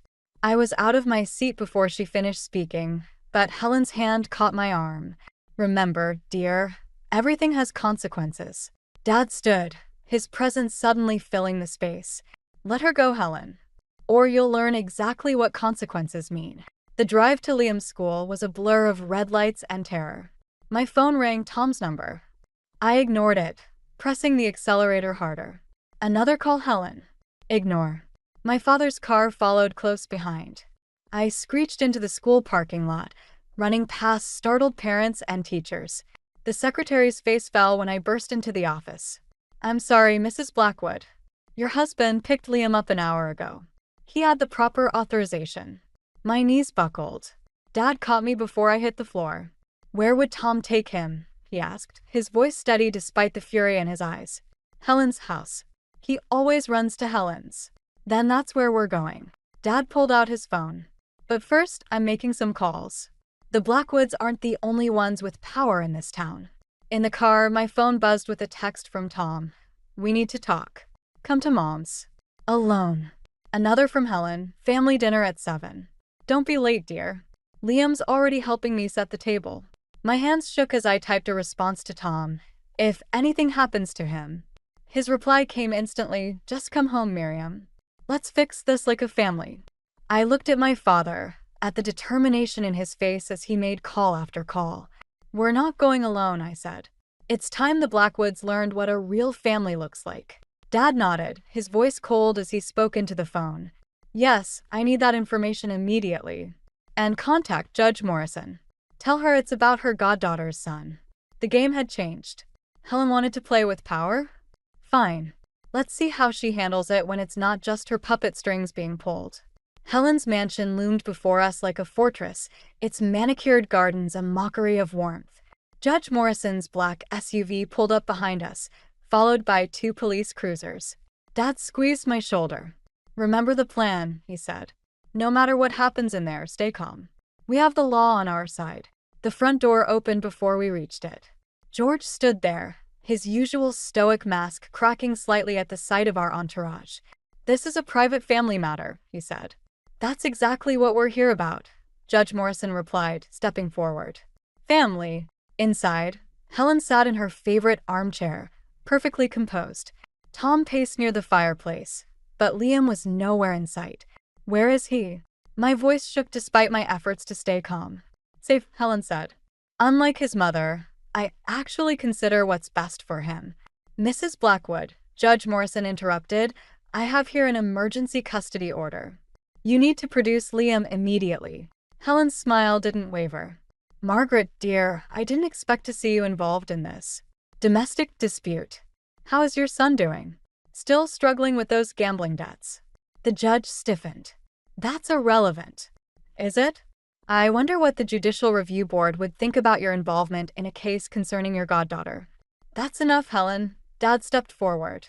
Your threats won't work anymore. We have proof of everything. The financial fraud, the manipulation, all of it. Proof. Tom stopped pacing.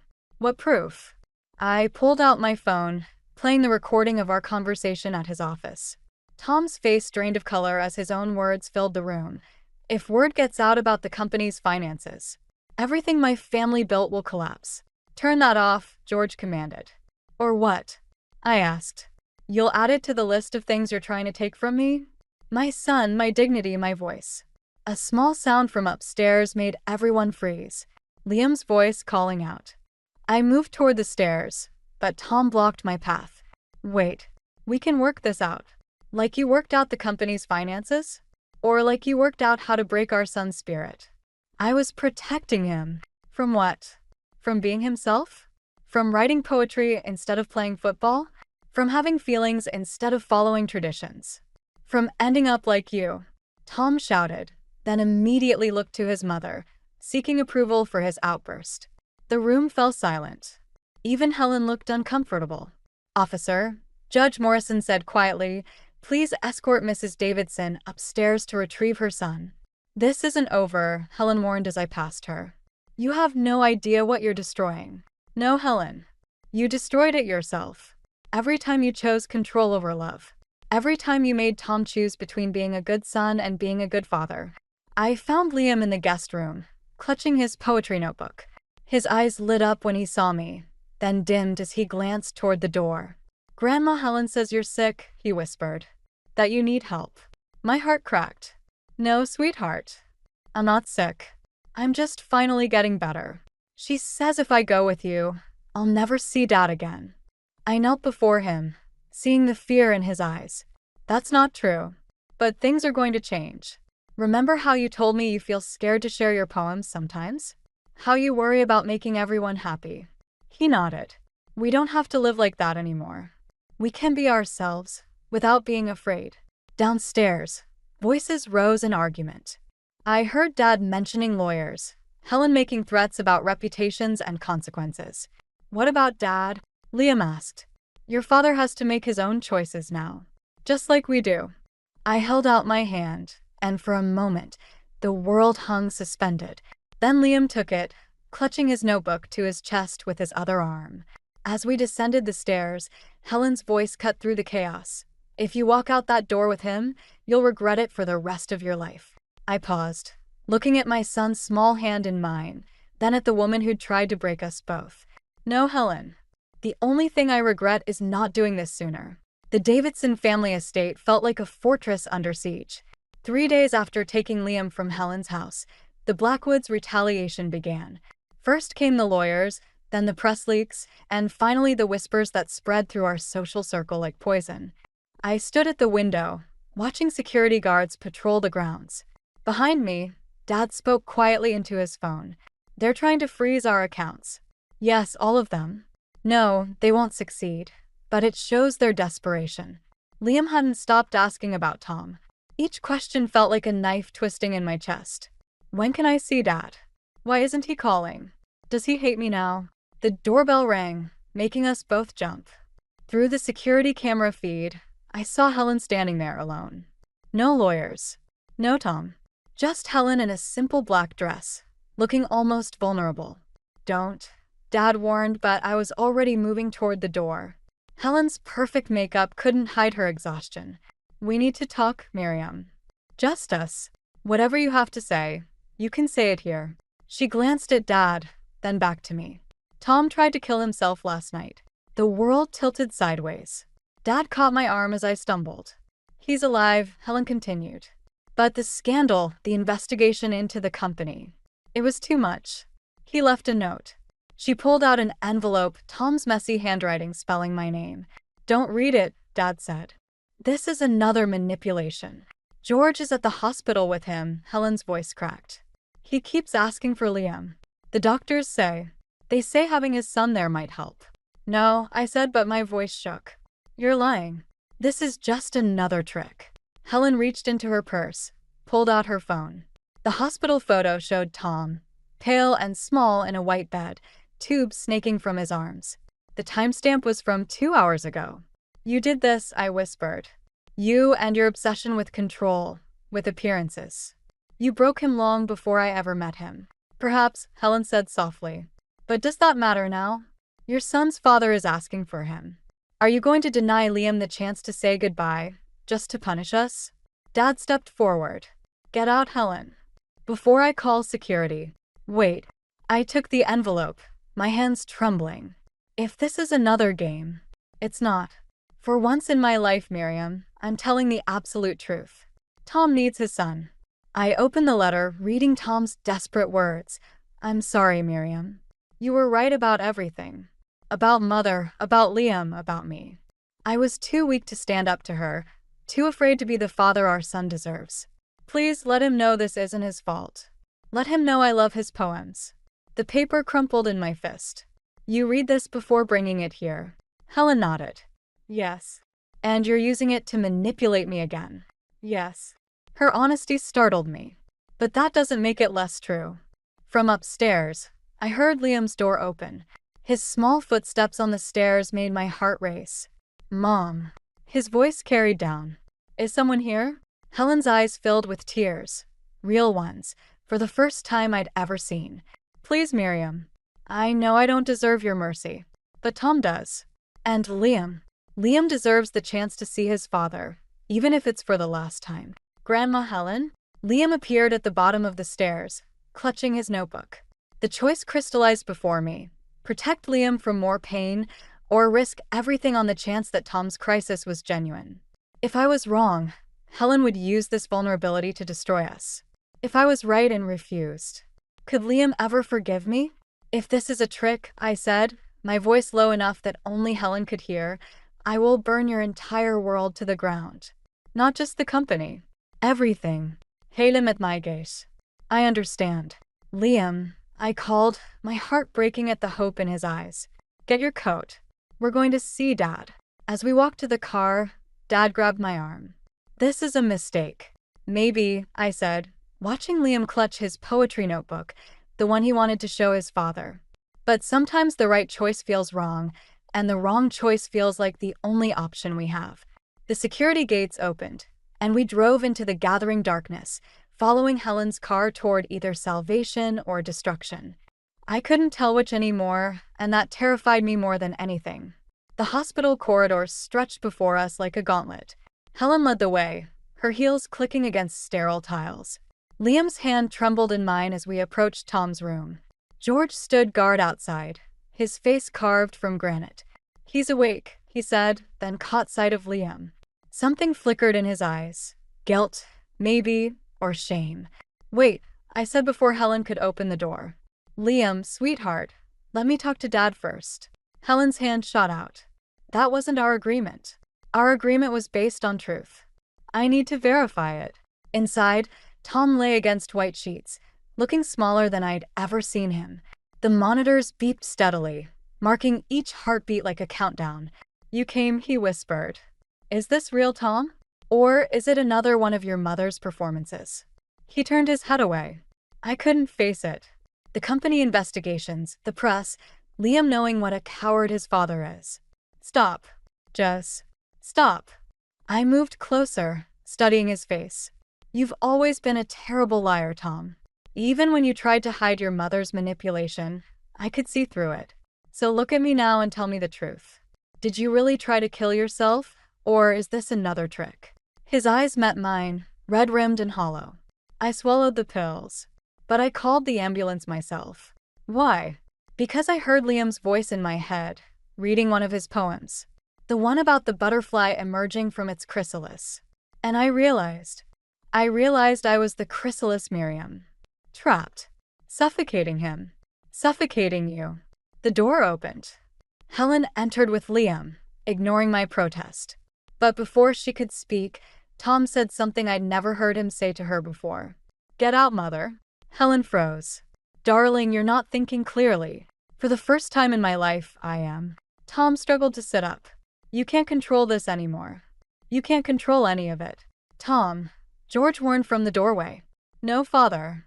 No more silence. No more perfect family facade. Tom turned to Liam, who clutched his notebook like a shield. Son, I'm sorry. I'm sorry I tried to make you into something you're not. I'm sorry I let them hurt you and your mother. Helen's mask cracked. Everything I did was for this family.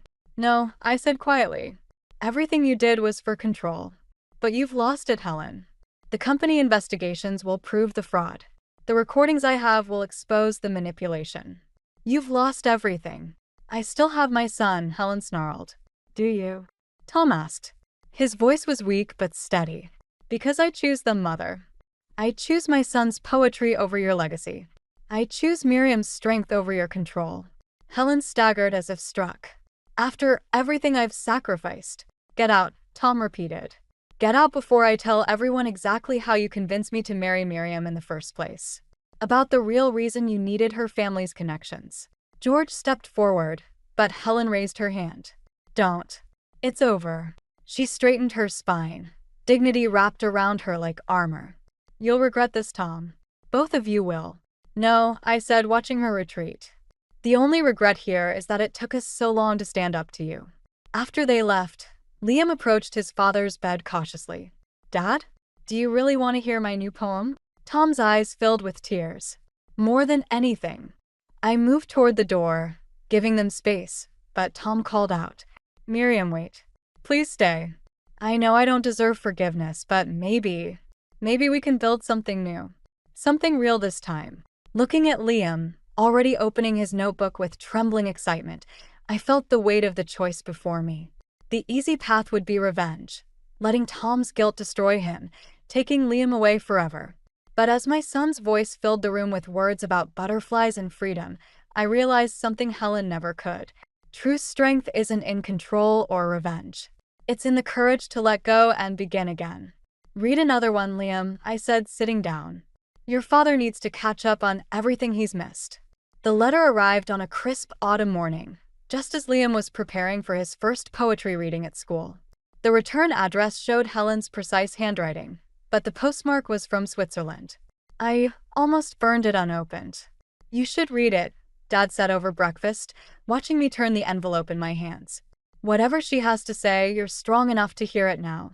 The investigation into Blackwood Financial had revealed deeper corruption than anyone expected. Helen and George fled the country ahead of the indictments, leaving Tom to face the consequences alone. He'd chosen to cooperate with authorities, finally breaking free of his mother's influence. Liam practiced his poem at the kitchen table, his voice stronger and clearer each time. No more hiding his words. No more apologizing for his sensitivity. I opened the letter. Miriam, by the time you read this, the Blackwood name will be in ruins. Everything I built, everything I protected, will be ashes. You and you think. But that's not why I'm writing. I'm writing because you did something I never could. You broke the cycle. You chose your son's happiness over family legacy, his freedom over control. You did what I couldn't do for Tom. I see now that my real failure wasn't losing the company or the family name. It was never recognizing that true strength isn't in controlling others, but in letting them become who they're meant to be.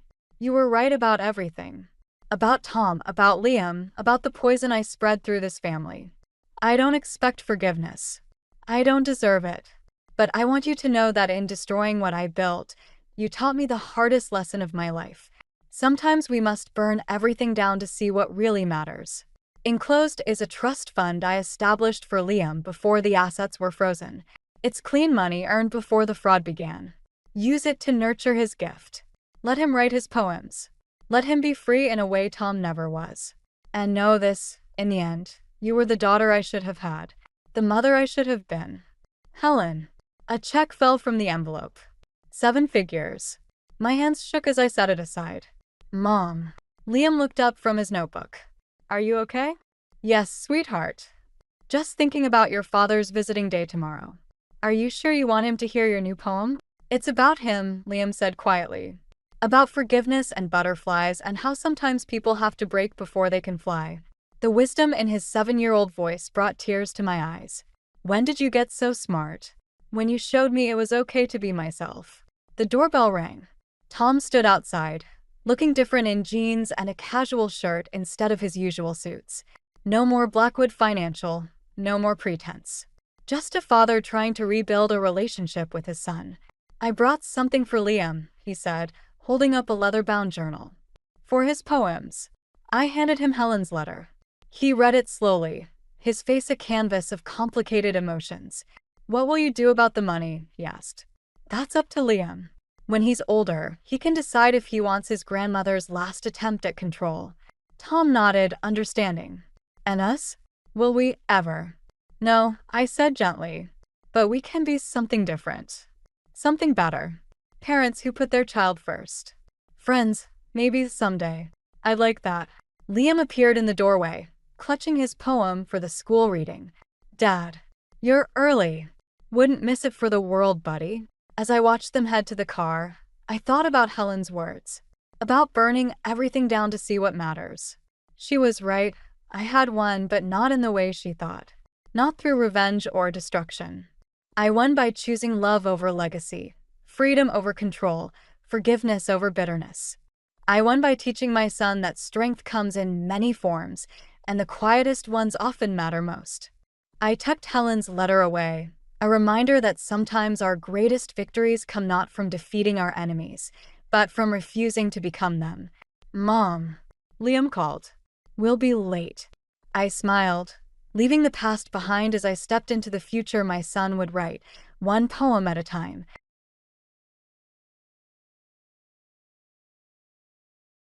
The phone rings 3 times before I pick up, and Daniel's voice comes through with that nervous tremor I know too well. The one that means Vanessa's involved. Mom, we're thinking of coming up to visit this weekend. All of us. Even Lily. My fingers tighten around the receiver. That's unexpected. I watch Mark through the kitchen window, his broad shoulders hunched over the tractor engine. He'll want to know about this right away. I'm Alexa, and my life revolves around 2 things, this farm and my family. Sometimes they're one and the same. Sometimes they're at war. Vanessa's idea, actually, Daniel says, and my stomach drops. His wife suggesting a visit to our farm is like a wolf suggesting dinner with sheep. She says Lily should know where her father came from. Of course, I say, keeping my voice steady. We'd love to have you all. The lie tastes bitter. We haven't had them here since that Christmas 3 years ago when Vanessa spent the entire time making snide comments about the smell of manure and how she couldn't believe Daniel grew up in such rustic conditions. Great, Daniel says, relief flooding his voice. We'll be there Friday evening. I hang up and step onto the back porch, the wooden boards creaking beneath my feet. Mark, I call out.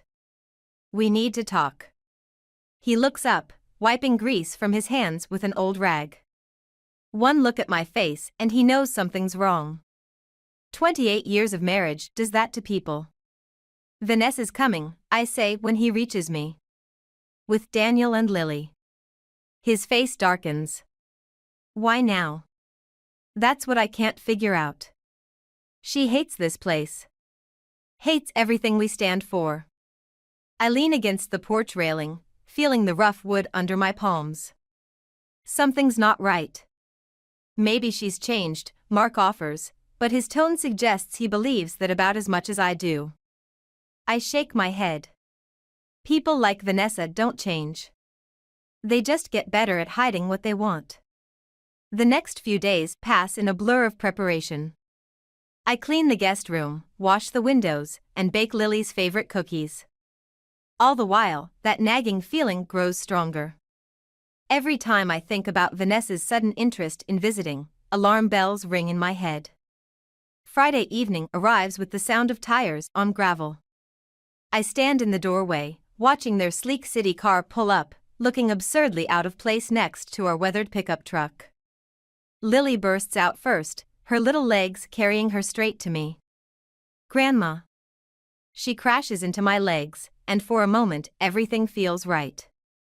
Then Vanessa steps out, designer boots crunching on the gravel, her face a mask of practiced politeness. Alexa, she says, air kissing my cheek. The place looks quaint. Behind her, Daniel gives me an apologetic look. He's always giving me those looks lately. We've prepared your old room, I tell him, hugging him tight. He feels thinner than last time. Thanks, Mom. He pulls back, glancing at Vanessa. We really appreciate this. Over dinner, Vanessa picks at her food while Lily chatters about kindergarten. I notice how Vanessa's eyes keep darting around the dining room, lingering on the antique cabinet where we keep the important papers. The deed to the farm. The bank statements. The inheritance documents. That's when it hits me. The real reason for this visit. So, Vanessa says, setting down her fork. Daniel and I have been talking about the future. About making some changes. I meet her gaze across the table, and in that moment, I see it all, the calculation behind her smile, the hunger in her eyes. She's here to take something from us. And I'll die before I let that happen. Sleep doesn't come easy with Vanessa under my roof. At 3 a.m, I'm still lying awake when voices drift up through the heating vent. Daniel and Vanessa, arguing in the kitchen below. We can't keep living like this, Vanessa hisses. The credit card companies are calling every day. I shift closer to the vent, my heart pounding. Mark's steady breathing beside me tells me he's still asleep. I told you, I'll figure something out, Daniel says, his voice tight with frustration. But we are not asking them for money. Why not? This place is worth a fortune. Your parents are sitting on hundreds of acres while we can barely make rent. The sound of a chair scraping across the floor. That's their retirement, Vanessa. Their legacy. Our legacy. Legacy? She laughs, sharp and bitter. What good is a legacy when we're drowning in debt? When was the last time you looked at our accounts? Silence follows, heavy and damning. Then Daniel speaks, his voice smaller than I've ever heard it. How bad? Bad enough that we might lose the house. Bad enough that your precious master of business administration might as well be toilet paper. I press my hand against my mouth, stifling a gasp. Daniel's business, the consulting firm he started 2 years ago, was supposed to be thriving. He'd told us everything was fine, that they were comfortable. If you'd just let me talk to them, Daniel starts. About what? How you failed. How your big city dreams turned to shit. Vanessa's voice rises dangerously. I didn't marry a farmer's son to end up poor. The next morning, I find Daniel alone on the back porch, watching the sunrise paint the fields gold. I hand him a cup of coffee and settle beside him. Rough night? I keep my voice casual, though my hands shake slightly. He takes a long sip before answering. Just couldn't sleep. Daniel. I touch his arm gently. Talk to me. Everything's fine, Mom. But he won't meet my eyes. Is it? Because I remember when you used to tell me everything. Before Vanessa decided we weren't good enough for you. His head snaps up. That's not fair. Neither is lying to us about your financial troubles. The coffee cup freezes halfway to his mouth. You heard. Enough to know you're in trouble. I lean forward, forcing him to look at me. Why didn't you come to us sooner? Because. He sets the cup down hard enough to slosh coffee onto the porch boards. Because I wanted to prove I could make it on my own. That I didn't need the farm to succeed. Before I can respond, Vanessa appears in the doorway. There you are. Her eyes dart between us, suspicious. What are you two talking about? Nothing important, Daniel says quickly, standing up. Just catching up. I watch them walk away, Vanessa's hand possessive on Daniel's arm. Through the kitchen window, I see her speaking intensely to him, gesturing with sharp movements. He nods, defeated. Later that afternoon, I find Mark in the barn, going over equipment maintenance logs. We have a problem, I tell him, and relay everything I heard. He listens quietly, then asks, what do you think they'll do? Something desperate. I pace the length of the barn. You saw how Vanessa was eyeing our documents last night. She's looking for a way out, and I'm afraid she'll take Daniel down with her. We could help them, Mark suggests. Offer to. No. I stop pacing. Give Vanessa an inch, and she'll take the whole farm. We need to protect ourselves first. Alexa. Mark's voice carries a warning. He's our son. Exactly. I turn to face him. Which is why I won't let her destroy everything we built for him. For both our boys. Through the barn door, I see Vanessa walking toward the old oak tree where Daniel proposed to her 3 years ago. She's on her phone, speaking urgently, glancing over her shoulder to make sure no one's watching. But I am. And I'm starting to understand exactly what we're up against. I need to make some calls, I tell Mark. Starting with our lawyer. Because sometimes protecting your family means protecting them from themselves. The letter arrives 3 weeks after their visit, addressed to Daniel but delivered to our mailbox by mistake. My hands shake as I read the bank's letterhead, and for a moment, I consider sealing it back up, pretending I never saw it. But that moment passes. What I find inside turns my blood to ice. Loan application papers, with our farm listed as collateral. Vanessa's signature is there, a perfect forgery of Daniel's name beside it. I'm still staring at the documents when Ryan's truck pulls into the driveway. He's home early from college, and the sight of him, so much like his brother at that age, makes my decision for me. Mom? He finds me in the kitchen, papers spread across the table. What's wrong? Your brother's wife is trying to steal our farm. Ryan picks up the loan application, his face darkening as he reads. Does Daniel know about this? Daniel doesn't know much these days. I start gathering the papers. But he's about to learn. My phone buzzes, a text from Mark. Vanessa just showed up at the North Field. Says she needs to talk. Stay here, I tell Ryan. If Daniel comes by, keep him busy. The drive to the North Field takes 7 minutes. I spend each one rehearsing what I'll say, how I'll handle this. But when I see Vanessa standing there in her designer boots, all my careful plans evaporate. I wondered how long it would take you to figure it out, she says as I approach. No pretense now. No fake smile. Forging signatures is a felony. I hold up the papers. What were you thinking? I was thinking about survival. She takes a step forward.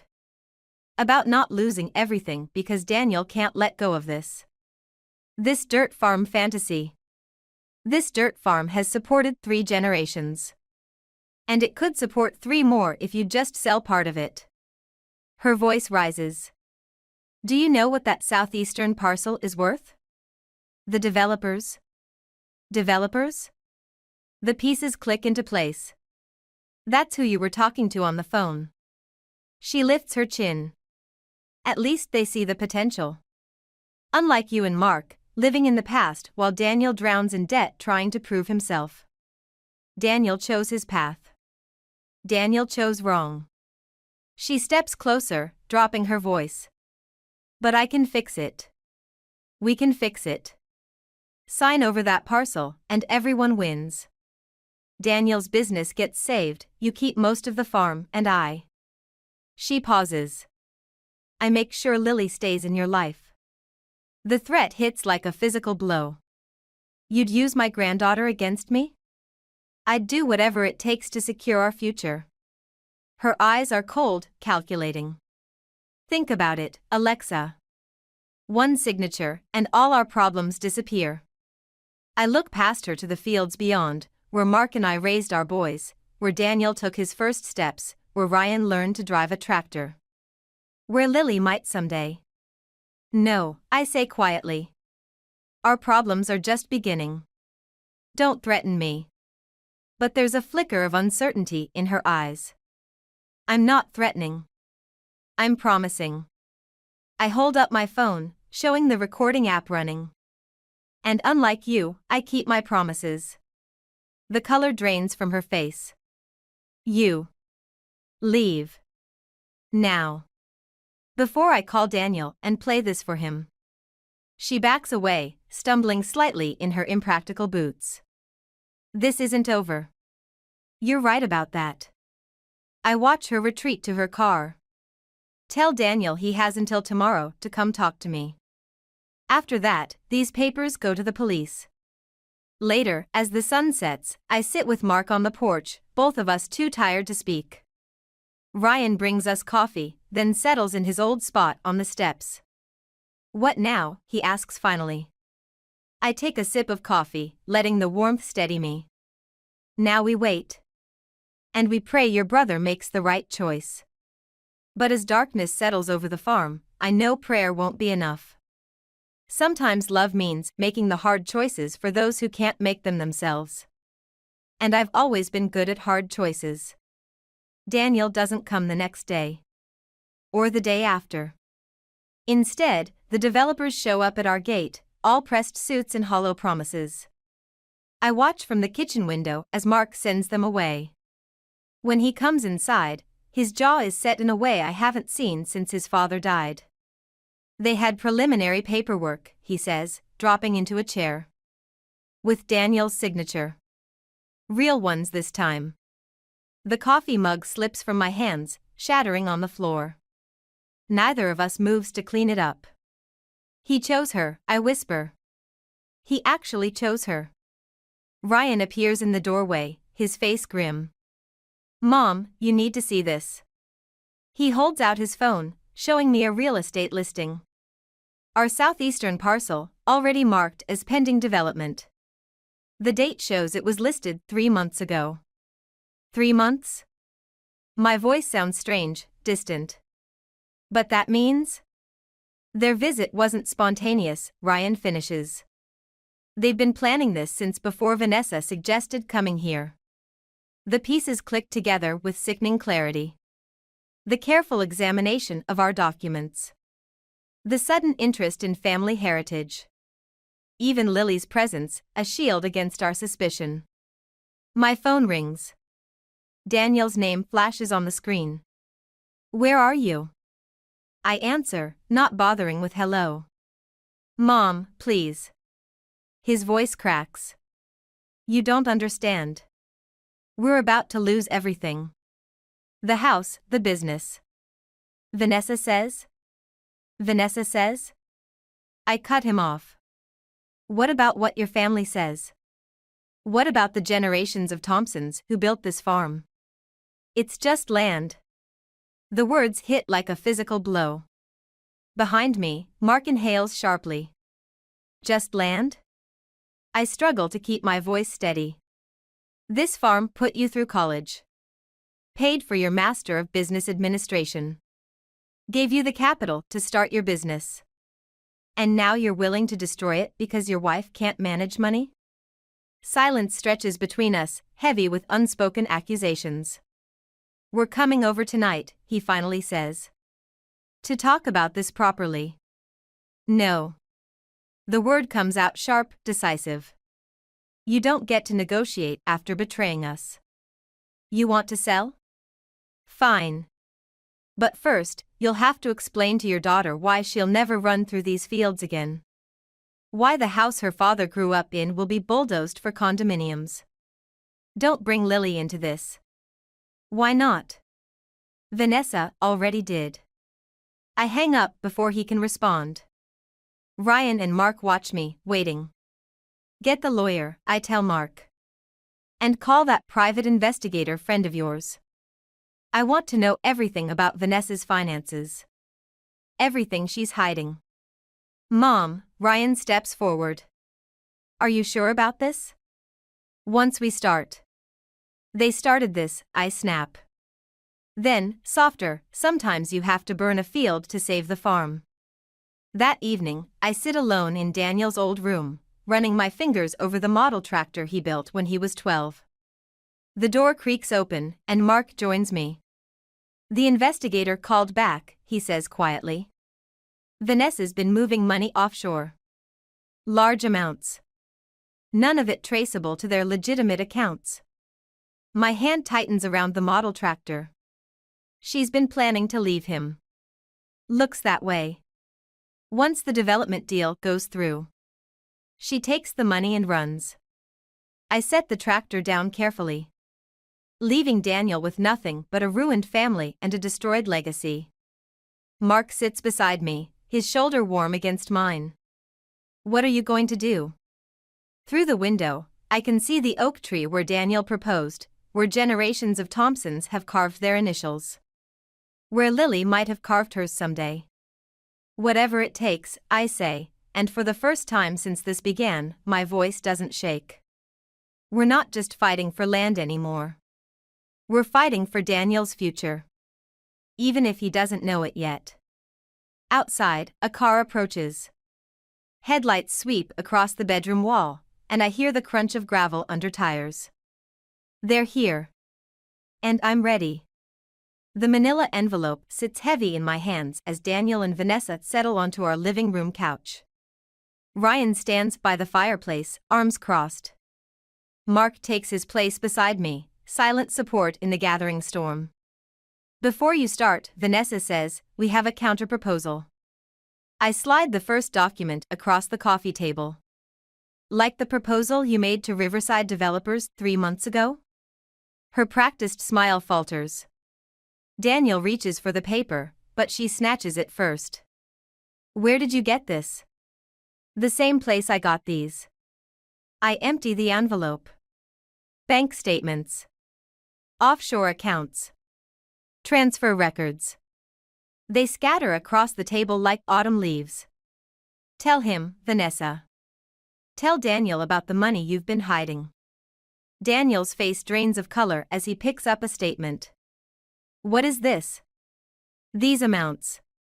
It's not what you think, Vanessa starts, but I cut her off. It's exactly what he thinks. $2 million, siphoned from your joint accounts, your business. Hidden away where you thought no one would find it. Danny, she's lying. Vanessa grabs his arm. Your mother's trying to destroy us because she can't let go of this worthless. Worthless? Ryan's voice cracks like a whip. This farm paid for your wedding. Your house. Your lifestyle.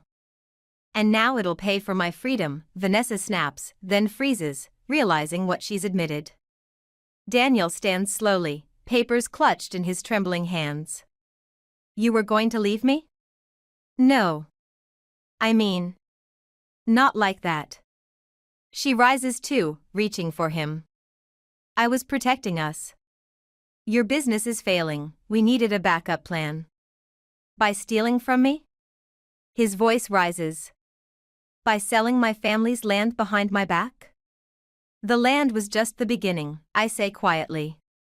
Show him the divorce papers, Vanessa. The ones you filed last week. The silence that follows is deafening. Daniel sways slightly, and Ryan steps forward to steady him. I can explain, Vanessa whispers. Explain what? Daniel's laugh is hollow. How you played me. How you used our daughter. Don't you dare bring Lily into this. Vanessa whirls on me. You did this. You dug into my private affairs, turned my husband against me. You did that yourself, I say, standing. The moment you decided to destroy my son's life for your own gain. She moves faster than I expect, her hand striking my cheek with a crack that echoes through the room. Mark lunges forward, but I hold up my hand to stop him. That's assault, I say calmly, touching my stinging face. Would you like to add it to the list of charges? Charges? The color drains from her face. Fraud. Embezzlement. Forgery. I tick them off on my fingers. The police are very interested in those fake signatures you've been using. You wouldn't dare. Try me. Daniel steps between us, his voice eerily calm. Where's Lily? Safe, Vanessa says. With my sister. Bring her home. He turns to face her fully. Bring my daughter home, or I swear I'll. You'll what? Vanessa's laugh is brittle. Fight me for custody? With what money? I have proof you signed away your inheritance. Your business is bankrupt. You're nothing without me. He has us, I say quietly. He's always had us. She looks around the room, at the united front we present, and something in her breaks. Fine. Keep your precious farm. But remember this moment, Danny. Remember who chose dirt over your daughter's future. She storms out, the screen door slamming behind her. Daniel collapses onto the couch, head in his hands. What have I done? He whispers. I sit beside him, pulling him close like I did when he was small. What you had to do. And now we'll do what we have to do. Which is what? I meet Mark's eyes over Daniel's bowed head. He nods slightly. Now, I say, we fight back. For real. Outside, Vanessa's car roars to life. But she's forgotten something crucial about farm families. We know how to weather storms. We know how to rebuild from ruins. And we know that sometimes, the hardest harvest yields the sweetest fruit. The police can't find Lily. Those 4 words echo through our kitchen like gunshots as Daniel paces, phone pressed to his ear. Vanessa's sister claims they never arrived. 3 days of searching, and nothing.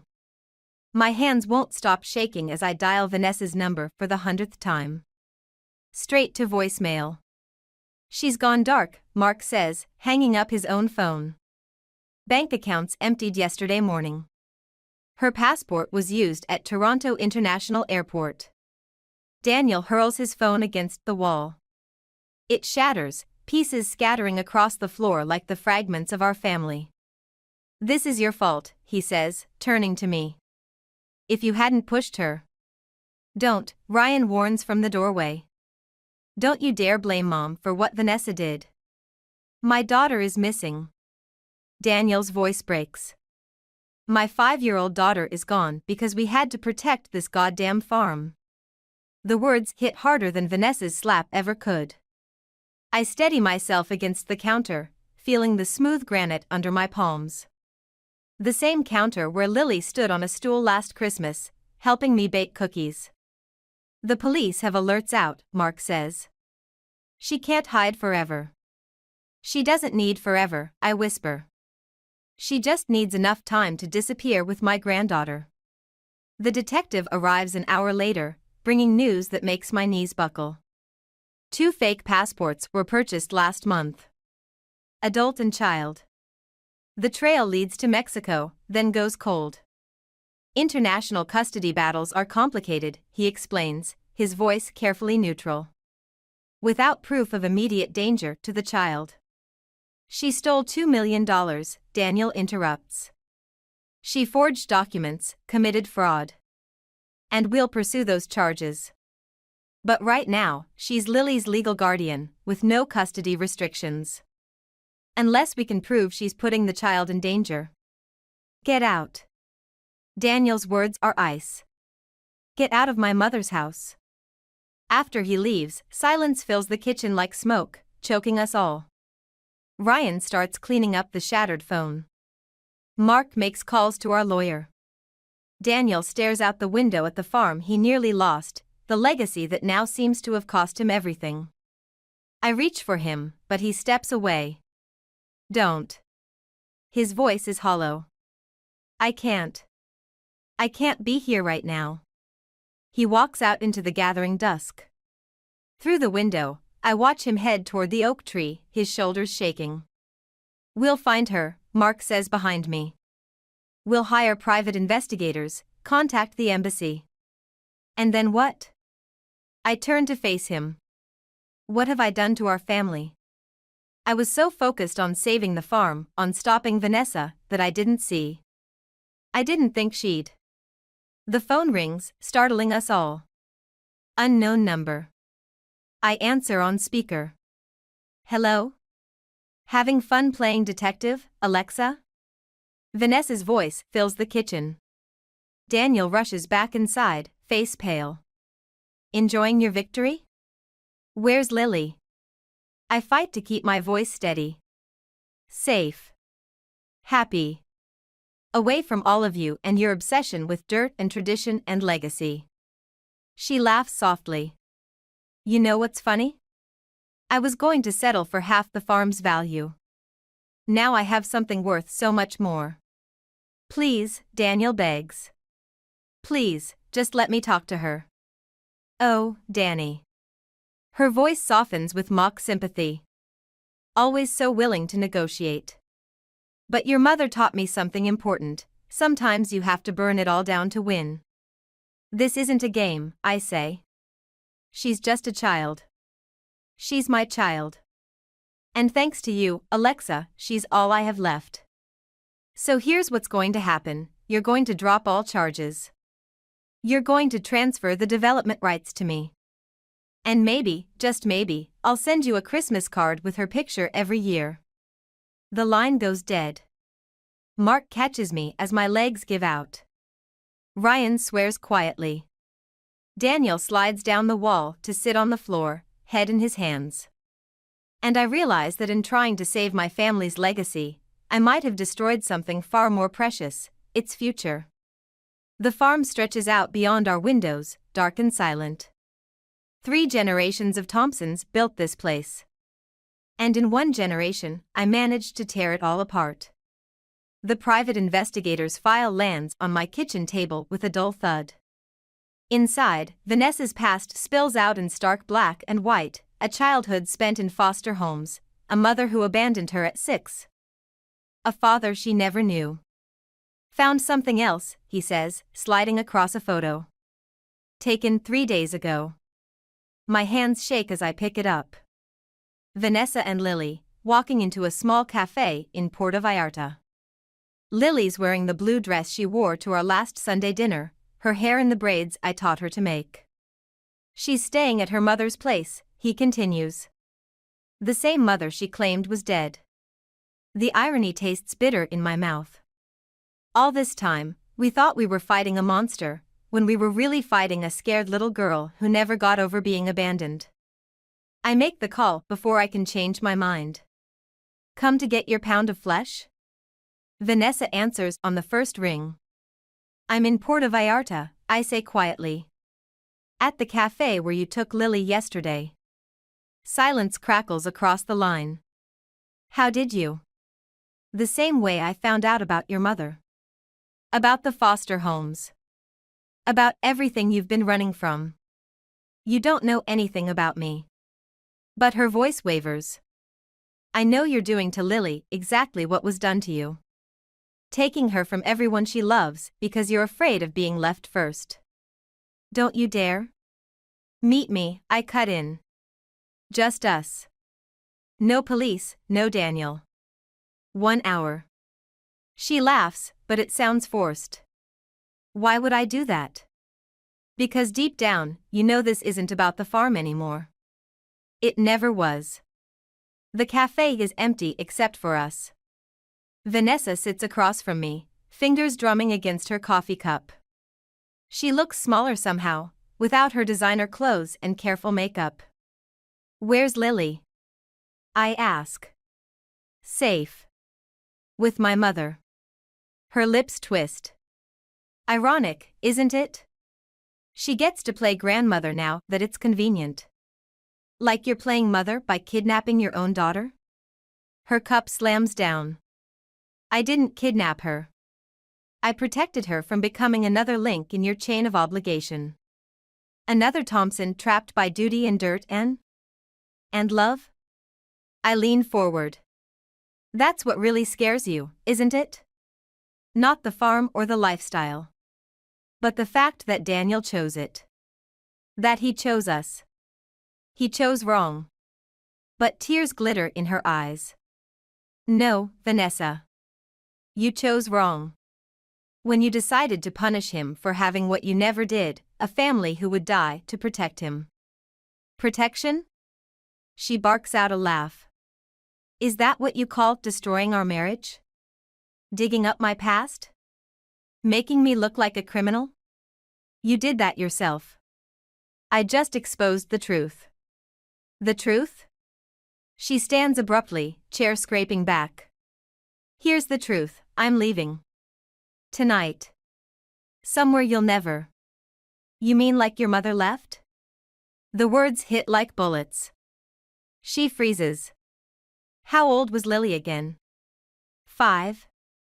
6? The same age you were when? Stop it. Make it right, Vanessa. I stand too, keeping my voice low. End the cycle. Give Lily the choice your mother never gave you. Choice? Her laugh is wet with tears. What choice? Between losing her mother and losing her father? Between having one parent who runs away, or two who stay and fight for her. She sinks back into her chair, shoulders shaking. I wait, watching the battle play out across her face. Finally, she pulls out her phone, dials with trembling fingers. Mama? Bring her to the cafe. A pause. Yes, now. When she looks up at me, her eyes are both defeated and defiant. I want full custody. Joint custody, I counter. And mandatory counseling, for all of us. We heal together, or we break apart. And the farm? We'll be there when Lily's old enough to choose for herself. She nods once, a quick jerk of her head.